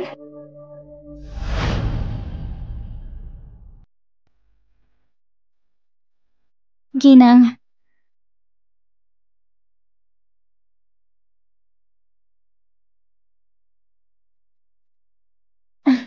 Islin, isa kang matalinong babae. Alam mo naman, kaya kita pinapapunta rito sa lumang bahay ay hindi lang para alagaan ako, kundi para kay Mushing. Si Jiang Yuan, may sakit siya sa puso. Hindi siya maaaring gumagawa ng mabibigat na gawain. Lalo na ang mga anak. Matagal ko nang alam, kahit anong gamutan, hindi nagagaling katawan niya. Tama. Nung nakarang buhay, pinili ni Jiang Yuan ay padala ko sa kama ni Song Mushing. Pagkatapos kong manganak, saka lang siya nagbago ng isip. Sa buhay na ito, kung walang puso ko, hindi siya mabubuhay hanggang dulo. Ako, gusto kita. Dapat mong pagsikapan. Kung gusto mo, ipaglaban mo. Sina Mushing at Jiang Yuan, hindi pa kasal. Kahit magkasintahan, hindi pa rin opisyal. Kapag napakasal na sila, huli na ang lahat. Naintindihan ko po. Miss, huwag kang magalit. Hindi ka gaya ng puso mo ang stress. Magkikialam ka pa? Lumayas ka! Ngayon nasa lumang bahay na si Lin Yuan. Mahirap pa lang kumilos laban sa kanya. Yung mga tao pinapahanap ko, nahanap mo na ba? Kailang operasyon? Pagkalipas ng isang buwan. Lin Yuan, Kung ganun, may 1 buwan ka pa para mabuhay. Pagkalipas ng 1 buwan, iyon ang araw ng kamatayan mo. Ngayon, ako at si Zhang Yuan ay tuloy na nagkasama ng loob. Gustong gamitin ako ni Ginang Song para labanan si Zhang Yuan at gusto pa niyang ipanganak ko ang anak ni Song Moshing. Ang galing talaga niya magplano kung babase sa oras na nakaraan ng buhay ko. Sa oras na ito, ang Song Group ay pumirma na isang kontratang halagang mahigit 1 bilyon at nakakuha ng patent sa teknolohiyang pang-impormasyon. Si Song Moshing ay magiging abala sa labas. Kung makakasama ko sa kanya, maiiwasan kong atakin ni Zhang Yuan.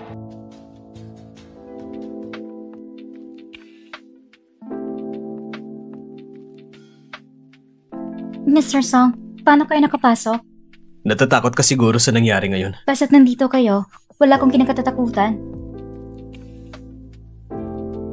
Ligtas ang lumang bahay. Bibigyan kita ng katulong na mag-aalaga sa'yo ng 24 oras. Kung may kailangan ka man, sabihin mo lang sa akin. Basta't kayo manatili lang sa tabi ko, kontento na ako. Mabuti, simula bukas, lagi ka nang sasama sa akin. Bilang aking personal na sekretarya. Salamat po, Mr. Song.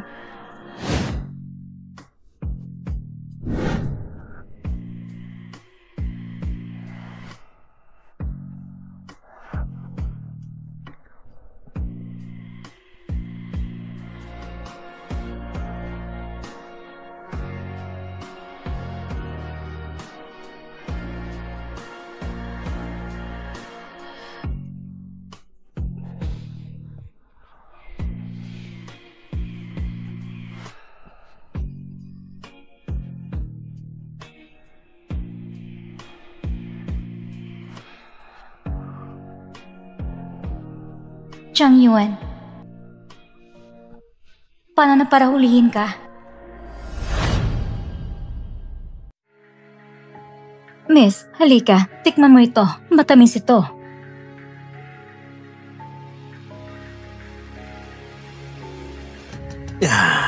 Mukhang malaking ginhawa ng sugat mo sa mukha. Gusto mo bang ipatingin pa sa doktor? Baka may payo pa siya. Nagbibiro ka ba?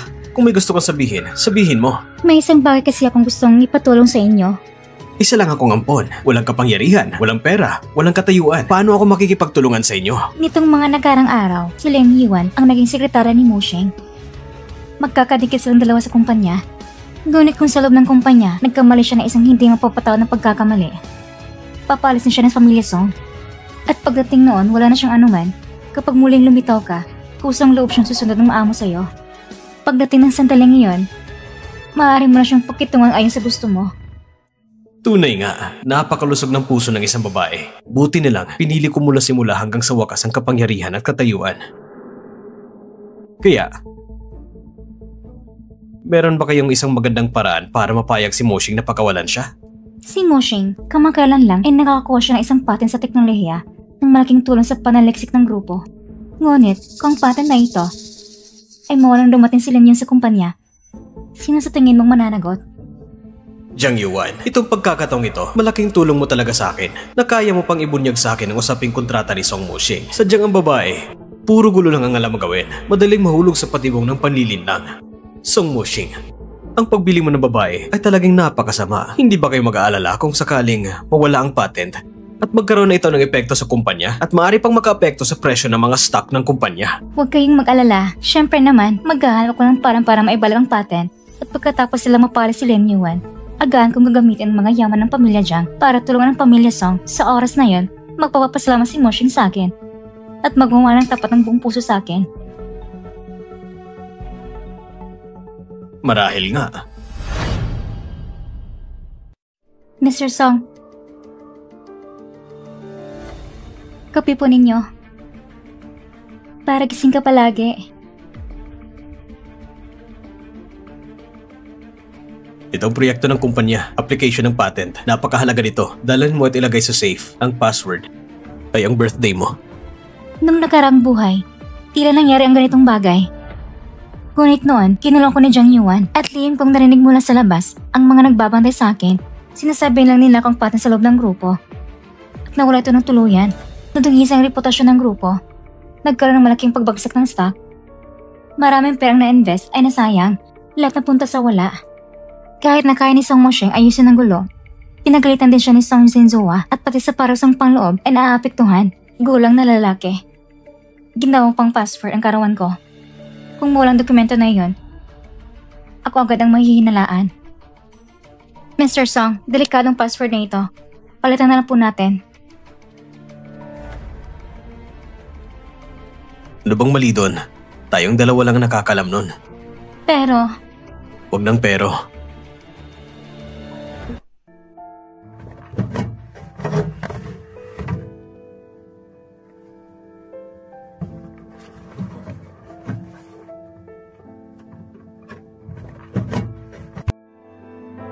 Halika, kumain tayo. sige. Tara.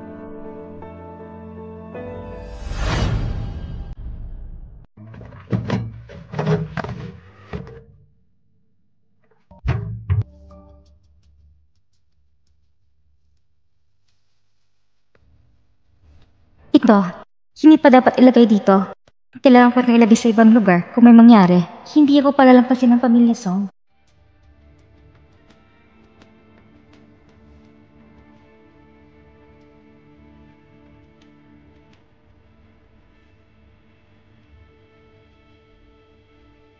Ang pinakadelikadong lugar ay kadalasang pinakaligtas.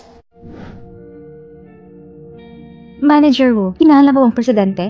Wala siya ngayon. Miss Lin, ayon sa pagkakaalam ko, si President Song ay hindi pa kailanman nagdala ng ibang babae dito sa opisina. Maski si Miss Jiang noon, halos hindi pumupunta dito. Talaga ba? Oo nga. Kaya naman, kayo ba ang girlfriend ni President Song? Kailan ba kayo nagkakilala? Saan kayo nagkakilala? At gano'n nakatagal? Kung wala akong alaala ng karang buhay, iisipin ko talaga na si Manager Wu ay isang kasama lang na mahilig sa chismis. Pero sa totoo lang, malayong kamag-anak siya ni Jiang Yuan.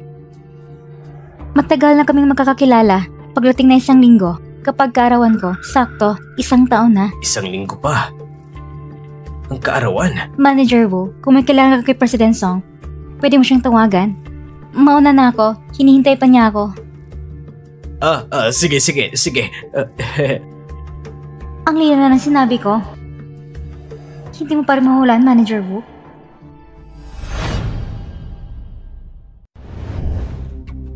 Oh, Shing, masakit ang dibdib ko. Pwede mo ba kong puntahan?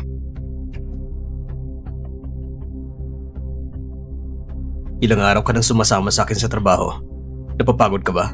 Hindi naman. Basta makasama kita. Pinakamasaya na ako. Ayuan, huwag kang mag-alala. Hindi kita bibiguin. Alam ko, hindi mo ko bibiguin.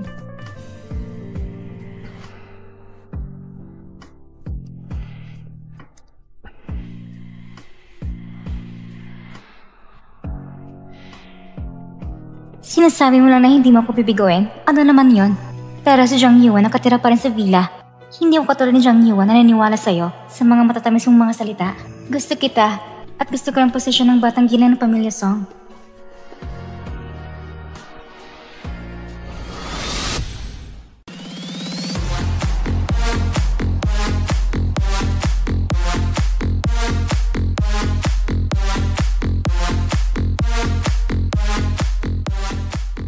Ang tanga talaga ni Jiang Yuan. Akala niya makikipagtulungan talaga ako sa kanya. Wala siyang alam na si Manager Wu, nabili ko na. At saka ngayon, ang patent. Mwah! Nasa kamay ko na. Kapag nalaman ni Song Moshing, siguradong magkakagulo ang kumpanya dahil wala ang patent. Pag lumabas ako sa oras na yon, ako ang magliligtas sa sitwasyon. Ang lahat ng meron ng pamilya Song magiging akin! Tara! Sayawan natin to! Para sa pamilya Song.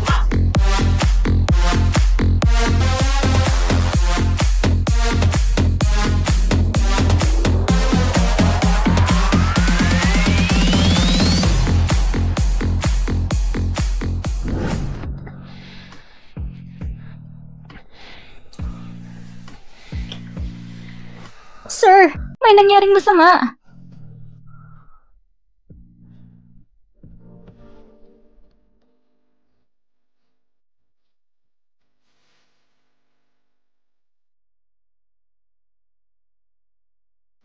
Sa oras na ito, malamang nalantad ng pagnanakaw ng patent, lumabas ng balita. Si Manager Wu, hindi na sa yung pagsisikap ko. Mosheng, ano nangyari sa pagnanakaw ng patent? Paano ito nangyari? Ang password ng safety vault mo, ganun na lang magkadaling mabuksan? Nasa ibang bansang papa mo, hindi makakauwi. Pero kailangan mo ayusin ito agad. Mosheng, bukod sa'yo, sino pang nakakalam ng password? Kailangan nating mahuli ang traitor. Ako at si Lin Yuan lang ang may alam. Pero nito mga araw nito, lagi siyang kasama ko. Wala siyang oras para gumawa ng krimen. Kahit magkasama kayo, pwede pa rin niyang sabihin sa iba, hindi ba? Pero, may punto rin siya. Tama rin sinabi niya. Nasaan si Lin Yuan ngayon? Siya ang pinakamalaking pinaghihinalaan. Ipatawag mo siya dito. Ako mismo magtatanong sa kanya. Opo, madam. Lin Yuan. Ngayon, wala ka ng swerte. Nagpapahinga na siya. Noon, si Song Moshing para sa akin, hindi ko nakita nilabalang si Song Len sa mata ng hindi mamatay. Tama nga. Dapat noon pa, tinapos ko ng buhay ni Lin Yuan. Gusto ko pang kunin ang puso niya. Pero hindi ko akala magiging problema siya. Moshing, tungkol sa'yo at kay Lin Yuan. Pwede ko yung palampasin. Pero hindi kita hayang pabayaan mong lahat ng ganito na lang. Noong nakaraang beses, lahat na nangyari kay Ayuan tinutumbok. Ngayon, ganun na naman. Napaka-tsamba naman. Parang sa bawat issue, may kinilaman si Yuan Yuan. Hindi kaya ikaw na naman to, Jiang Yuan? Mrs. Song, Miss Jiang, Mr. Song. Sige na, wala lang maraming salita. Ikaw ba nabukas ng vault? At ang laman sa loob, ikaw bang kumuha? Hindi akong kumuha. Dr. Alin, matagal ka na nagtrabaho sa pamilya Song. Kung may problema ka, pwede mo sabihin sa amin. Hindi mo kailangang magtaksil dahil sa malit na kapakinabangan. Yuan Yuan, hindi pa malinaw ang nangyari. Huwag ka muna magpadalos-dalos. Nag-alala ko para sa'yo. Nung nalaman ko na may problema sa pamilya Song, agad kong sinabi sa papa ko para tulungan ka. Paano mo naman ako masisigawan ng ganito? Sige na, nag-alala rin si Mosheng. Hindi niya ganang ibig sabihin. Dr. Alin, ikaw lang nakakaroon ng password ng vault. Kahit anong pagtatanggi mo, ikaw pa rin pinakamalaking pinaghinalaan ngayon. Bago matus ang bagay na ito, magpapadala ko ng tao para palagi kang bantayan.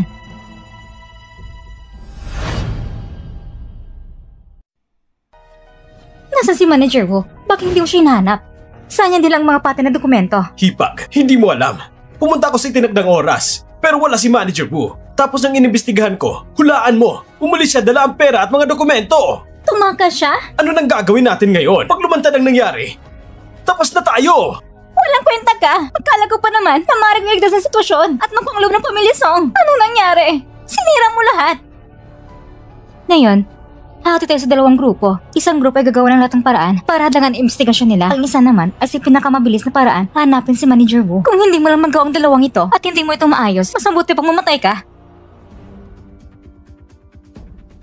Kuya, gusto kong pareho ang babae at ang kumpanya. Buti na lang, matagal ko nang pinalitan ng mga kaugnay ng dokumento ng patent. Ang focus ni Manager Wu ay palagi nasa loob ng safety box. Pero ang mga dokumento ay inilagay lang sa mesa.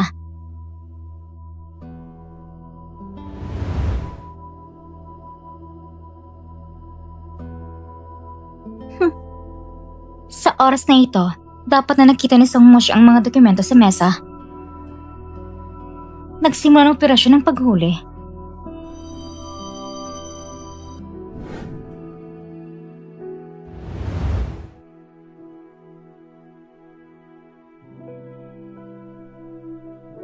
Hindi posible na ginawa ito ni Ayuan. Ang pakinabang sa akin na saktan siya. Tunay na salari ng bagay na ito. Sino ba talaga?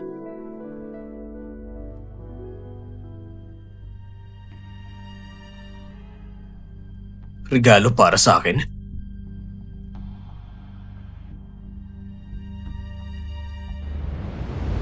Munting bobo. Ang ganda ng regalong ito.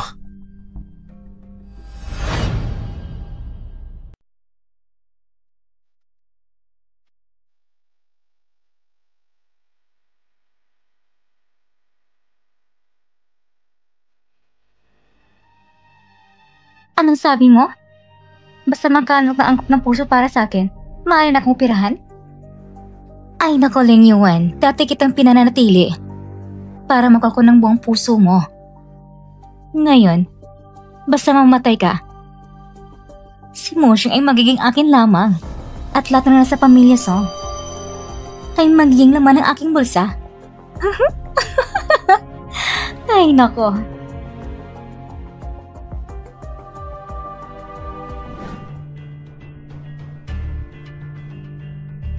Alam na ni Aiwan na mananakaw mga dokumento. Hindi ko nalaman agad.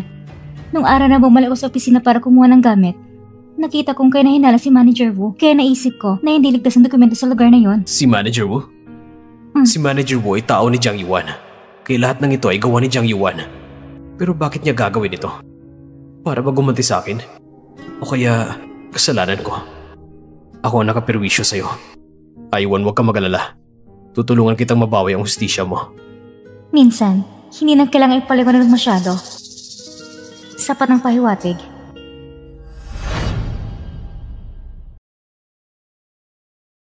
Miss, tikpan niyo ito.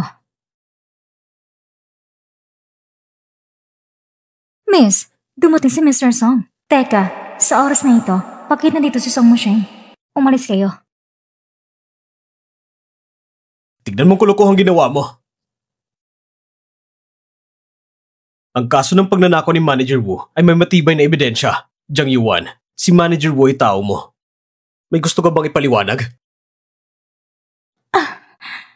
Ay. Hanggang kailan ka ba magpapakadrama? Sabi ni Dr. Lin, na kahit malala ang sakit mo, hindi pa ito umaabot sa ganyang level. Dr. Lin! Palagi na lang yung babaeng yon. Sino na lumitaw siya? Hindi mo na ako pinaniniwalaan. Bakit ka nagbago? Hindi ako nagbago. Ikaw. Ang unti-unting nag-ubos ng pagmamahal ko sa'yo. Jiang Yuan, ano ba talagang gusto mo? Ako ba o ang kayamanan at status ng pamilya Song? Akala mo hindi ko alam na lalagyan mo ng gamot ang pagkain ko? Gusto mo lang magbuntis ng anak ko? Tunay ba ang pagmamahal mo? O dahil gusto mong patibayan ang posisyon mo bilang asawa ng Song family? Moshing!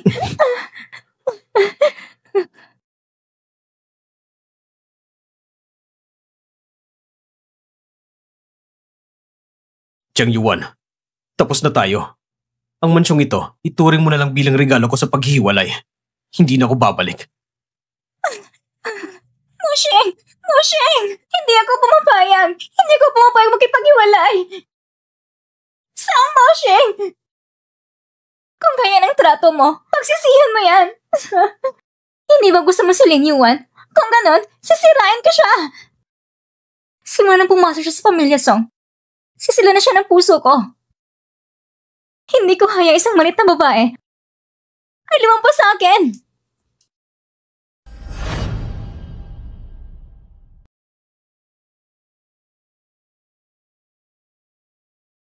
Tungkol sa mansyon, hindi na si Sir doon. Narinig ko, nagkipagwala siya kay Miss Jiang. Dr. Lin, mukhang naging successful ka na rin. Ganun ba? Wala na si Miss Jiang. At gusto ka na, Sir. Hindi ba't natupad ang gusto mo? Natupad ba talagang nais ko? Ano natupad ang gusto ko? Sa nakarang buhay ko, inabuso ako, nawala rin anak ko. Inalis ang puso ko at ikinulong pa ako sa madilim na kwarto. Nang buong 1 taon, ang mga pang-aabig kay Jiang Yuan ngayon na hindi umabot sa isang bagay ng mga piraso ng sakit ko noon.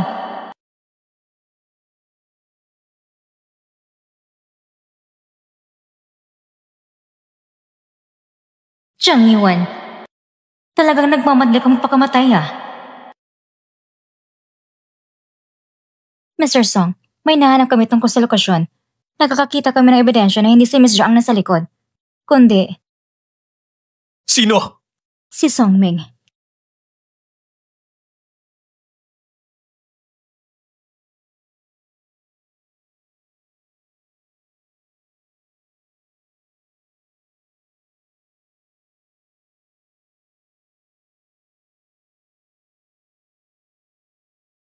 Oh, andyan ka na pala kuya. Huwag mong tawagin kuya. Wala akong kapatid na kagaya mo. Anong problema mo, Moshing? Si Song Ming kapatid mo. Kung ayaw ni kuya, hindi ako kapatid niya. Ikaw ang nag-leak ng patent information?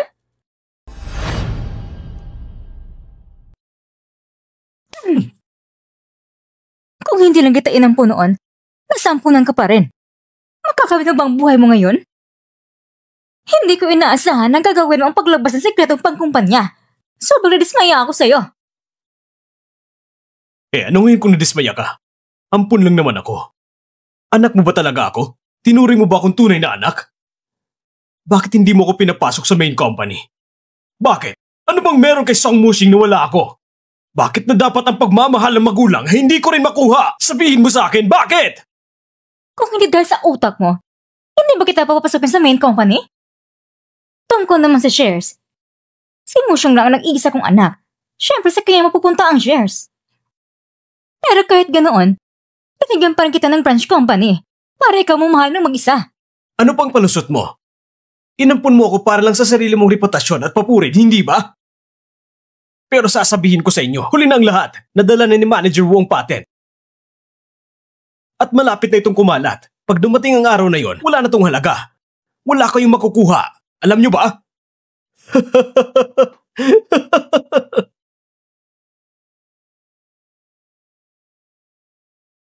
Songming, hindi mo man lang ba titignan na maayos ang laman ng dokumento?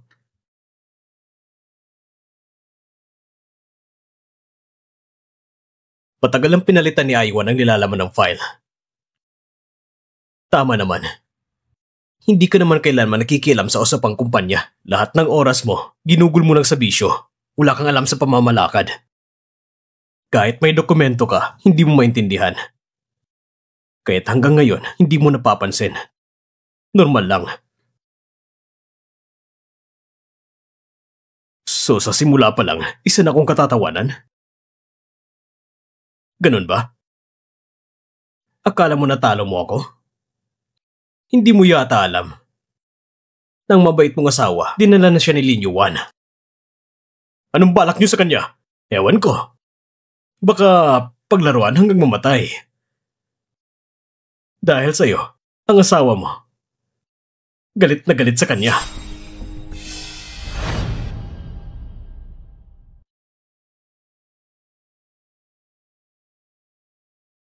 Miss Zhang. Lin Yuan. Magaling ka talaga ha? Ang tagal ko ng pinagtrabahuan para mapasag si Song Mushing. Hindi ko akala isang buwan lang. Napahulog mo siya ng todo. Mukhang kailangan ko pa magpapasalamat sa pagpapalaga mo ng Miss Zhang. Kung hindi dahil sa'yo na pinayagan ako maging family doctor, habang buhay ko siguro hindi magkakilala si Song Mushing. Tumigil ka sa pagpapanggap. Ano bang malang parang ginamit mo para lang gawin siyang mabilis na mainis sa akin? Siyempre ikaw, ang paisa-isa nagpalapit sa kanya sa akin. Sa tuwing binibigyan mo siya ng gamot. Pero hindi mo naman kayang patigilan ang init, sinamantala kong pagkakataon. At unti-unting kinuha ang lahat ng benepisyo. Ikaw! Hindi ka makatakas, Lin Yuan. Una ko pala napili ka bilang family doctor ko. Hindi dahil sa galing mo. Kundi, kung nitugmang puso ko sa'yo, kapag inalagaan mo ako, parang mo na rin inalagaan ang sarili mong puso. Alam mo lahat ng tungkol dito? Bakit nanatili ka pa rin sa tabi ko? Ibig sabihin, lumapit ka kay Song Mushing. Nagkunwari gusto mo siya. Lahat yun ay peke. Hindi ba gusto mong puso ko? Zhang Yuan, kung hindi ka kikilos, mawawala ka ng pagkakataon. Miss, kahit alam niya o hindi, wala rin ibang makakuha. Kung hindi mo makuha ang puso niya, hindi ka mabubuhay. Pilisan mo.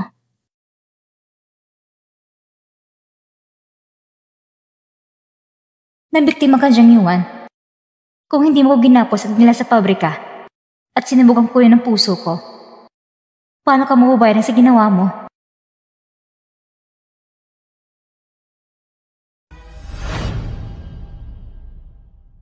Sabihin mo kung nasan sila.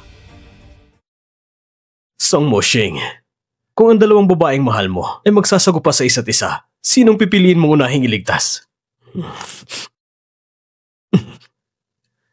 Sabihin mo kung nasan sila! Sabihin mo kung nasaan ang iyong anak na babae.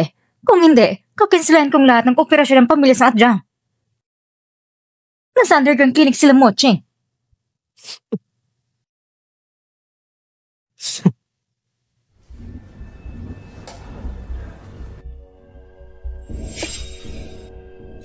Kahit na alam ang layunin ko mula sa simula, anong magagawa mo? Ang puso mo ay kailangan kong makuha ngayon. Kapag nawala si Song Moshing sa'yo, muling mababal ang kayong damdamin sa akin. Song Moshing, sana huwag mo akong biguin.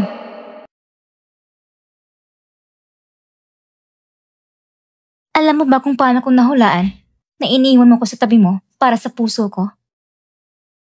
Dahil noong nakarang buhay, ganito mo ko pinatay. Dahil sa isang lugar na katulad nito, naglot ako sa lupa ng parang aso. Naghihingi sa'yo na patawarin mo ko at ang anak ko sa sinapupunan ko. Ngunit, hindi mo lang kinuha ang anak ko. Gusto mo rin kuya ng puso ko. Pakiusa. Mapagod ka man, parang ako na lang ito sa'yo.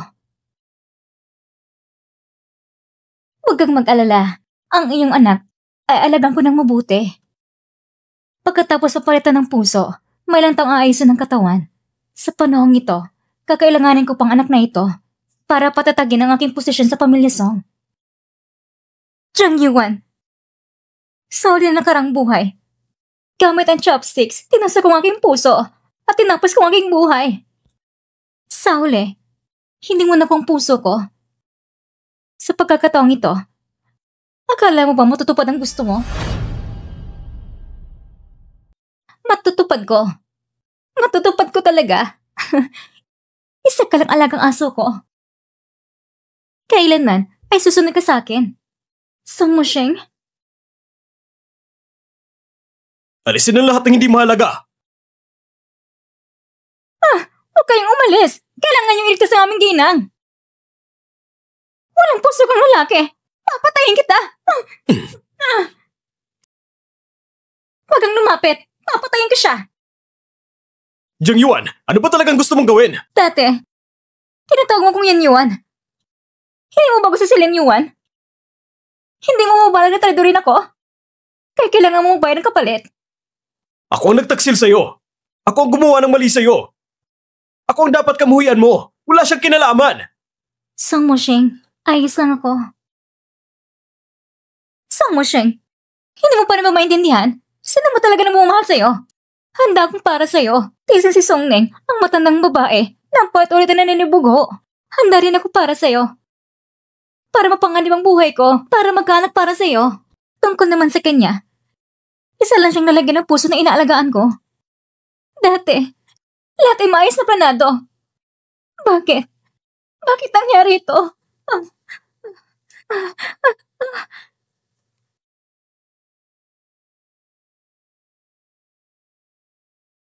Ayos ka lang ba? Akala ko, kahit makita mong balita, hindi ka na darating. Pagkatapos ng lahat, si Jang Yuan na nagdukot sa akin. Tanga. Nandito ako. Hindi ko hahayaan na may manakit sa'yo. Song Moshing, napapansin ko si Jang Yuan parang hindi magandang pakiramdam niya. Kahit gusto niya kong pasamain, pero gusto lang niyang mabuhay. Dalhin na natin siya sa ospital. Ayuan. Ang bait mo naman. Jang Yuan, wala na sana akong pakialam sa'yo. Pero dahil nakiusap si Ayuan, magpapahanda ako sa'yo ng professional na doktor. Tara na. Song Moshing, napaniwala ka sa kanya. At nahulog ka sa isang manuloko.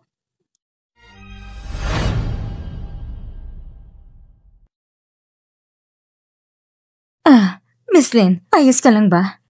Sa katunayan, ang nangyari ngayon, dahil kay Moshing, nadamay ka. Tita, Tawagin mo lang kung Ayan. Hindi to kasalanan ni Moshing. Kasalanan ko rin to. Tingnan mo, ang manaway niyang bata. Bakit dati akong bulag? Talagang gusto mo si Jiang Yuan. Parang laso ng isip.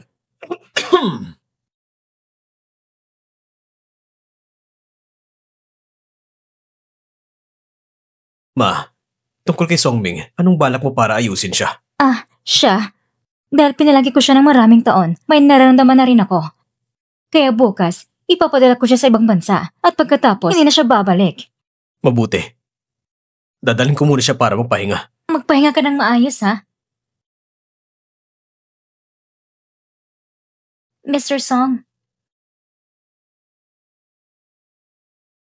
Tinatawag mo pa rin ako Mr. Song. Moshing,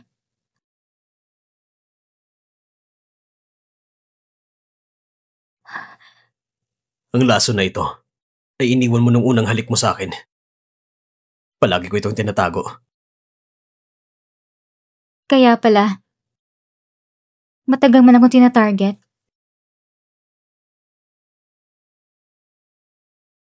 Ikaw ang unang nangakit sa akin. Ngayon, huli na para tumakas.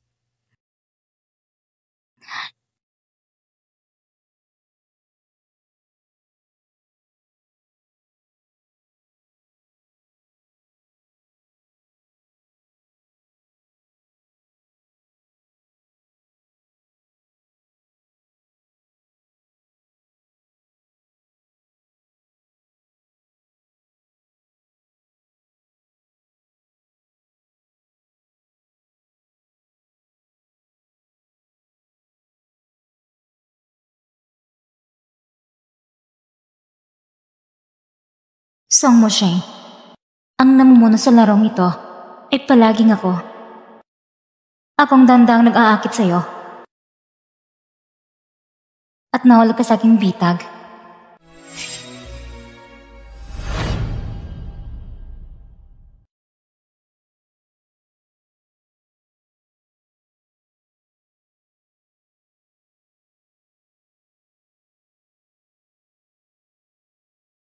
Ikalawang Ginoo, bakit hindi ka pa kumakain? Napatay na ba si Lin Yuan? Hindi pa. Sugatan lang si Miss Lin. Naseta siya ngayon. Ang babae na Jiang Yuan. Hindi pa niya kayang ayusin ang isang babae.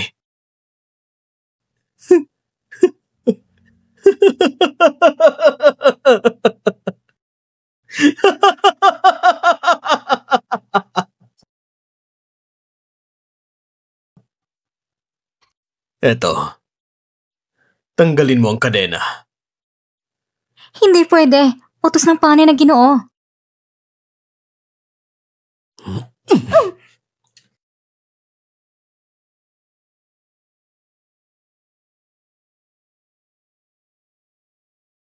Niya kayang ayusin yon? Kung ganun, ako na lang ang gagawa.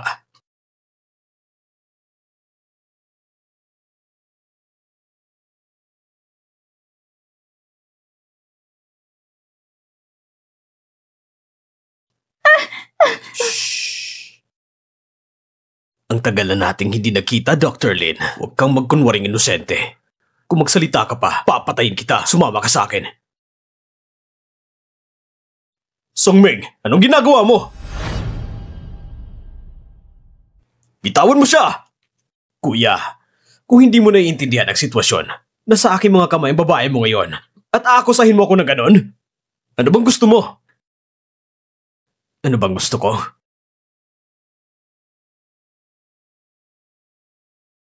Gusto kitang patayin. Sige. Ipalit mo ko sa kanya. Palitan siya? Kuya, ikaw na may pinakamataas sa posisyon at ang panganayang Ginoo ng pamilya Song. At para lang sa isang doktor, handa ka pang mamatay? Wag! Itikom mong bibig mo. Songming, mas mabuti pang tuparin mong sinabi mo. Sandali, mukhang mahal mo talagang babaeng ito. Biglang nagbago ang isip ko. Magmakaawa ka ngayon. Lumuhod ka sa harap ko. Inaasahan ko ito. Ang mataas na posisyon na panganay na Ginoo ng pamilya Song. Ang pangulo ng Song. Parang aso lang sa harap ko. Excited ako makita yan! Songming, Tumahimik ka! Huwag mo siyang pakinggan. Lumuhod ka na!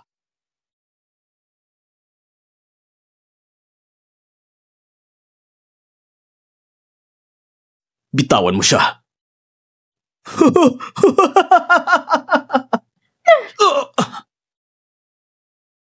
Baliw ka! Papatayin kita ngayon! Bitawan niyo ako! Bitawan niyo ako! Palabasin niyo siya! Bitawan niyo ako! Walang problema.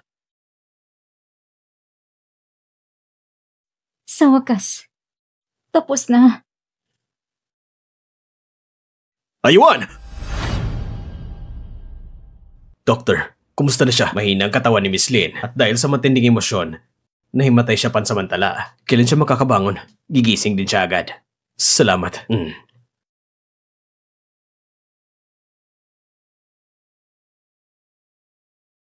Aywan, ako nagkamali. Hindi kita nalagaan ng maayos. Kaya nagkaroon ng pagkakataon si Jiang Yuan.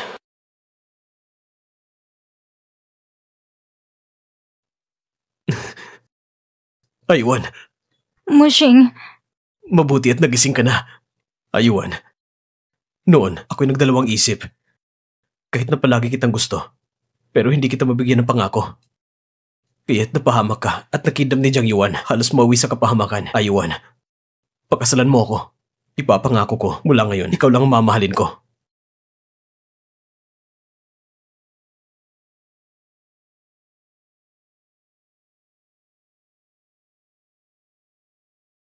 Ako, bigyan mo ko ng panahon para mag-isip. Sige. Hintayin kita magdesisyon.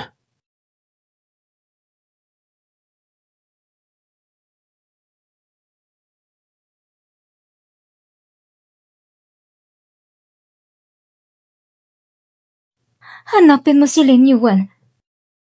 Ang kanyang puso ay dapat sa akin. Dapat sa akin.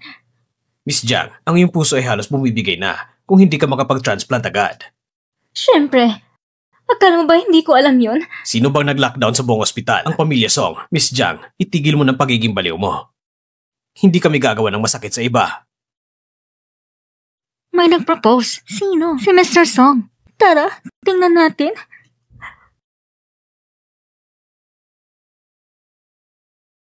Proposal?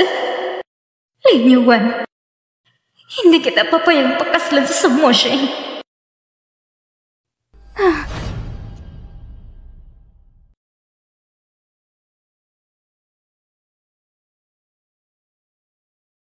Lin Yuan, pinagkaitan mo ako ng lahat. Ngayon, panahon na para ibalik mo. Lin Yuan, mamatay ka! Akin na si Moshing! At pati ang pamilya Song ay akin din!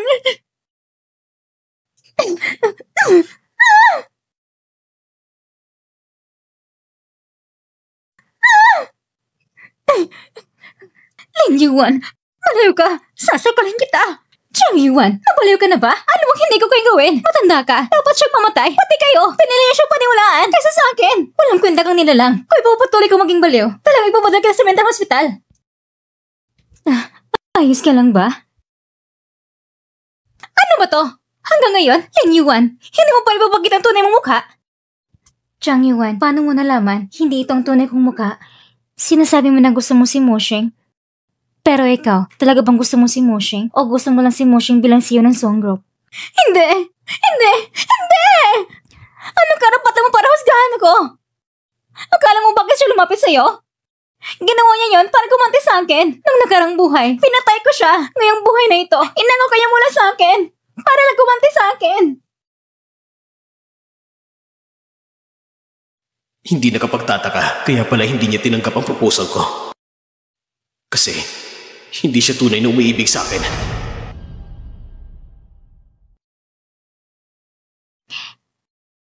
Jiang Yuan, tama ka. Ginawa ko lahat para gumanti. Nung nakarang buhay, inagaw mo ang anak ko. Gusto mo rin ang puso ko. Sa huli, kinamay kong chopsticks upang tusugin ang puso ko at kahit mamatay, hindi mo nakuha. Ngayong buhay, Planado ko lahat. Para lang magbayad kasi ginawa mo. Ngayon, talo ka na. Baliw! Lahat baliw na! Liniwan, kahit patay na ako, hindi kita papabayaan. At pati mo tanang iyon, nawa hindi kayo magkaanak. Masamang kayong lahat. Pakawalan mo ako! Pakawalan mo ako! Sang Mosheng, hindi ko tatanggapin ang proposal mo at hindi ako magpapakasal. Noong nakarang buhay, ang sakit na naranasan ko, ikaw ang bahagyang dahilan. Masakit ba sa'yo? Noong nakarang buhay, nagkamali ako. Nadaya kita. Hihintayin kita. Kahit gusto mo man o hindi magpakasal sa akin, hindi ako magpapakasal sa iba. Sang Mosheng, kapag kasama kita, lagi kong naiisip ang madilim at walang pag-asa na nakakakulong ko sa maliit na kwarto at pinahihirapan mga araw na mas masama pa sa hayop. Kaya, nagdesisyon na ako. Mag-aaral ako sa ibang bansa. Kailangan kong lumayo sa lugar na nagdudulot ng sakit sa akin. Sige, papayagan kita. Susuportan ko lahat ng pinili mo.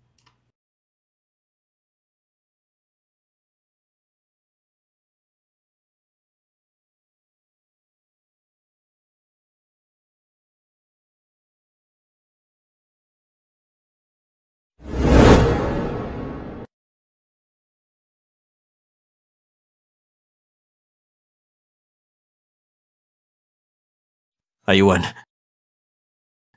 saan ka pupunta?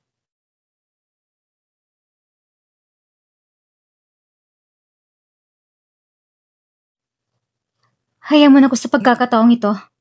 O sige. Aywan, ihintayin kita palagi.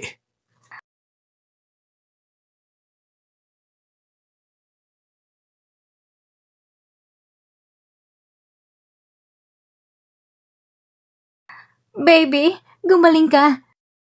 Aawitan ka ni Mama ng paboritong kanta ni Daddy.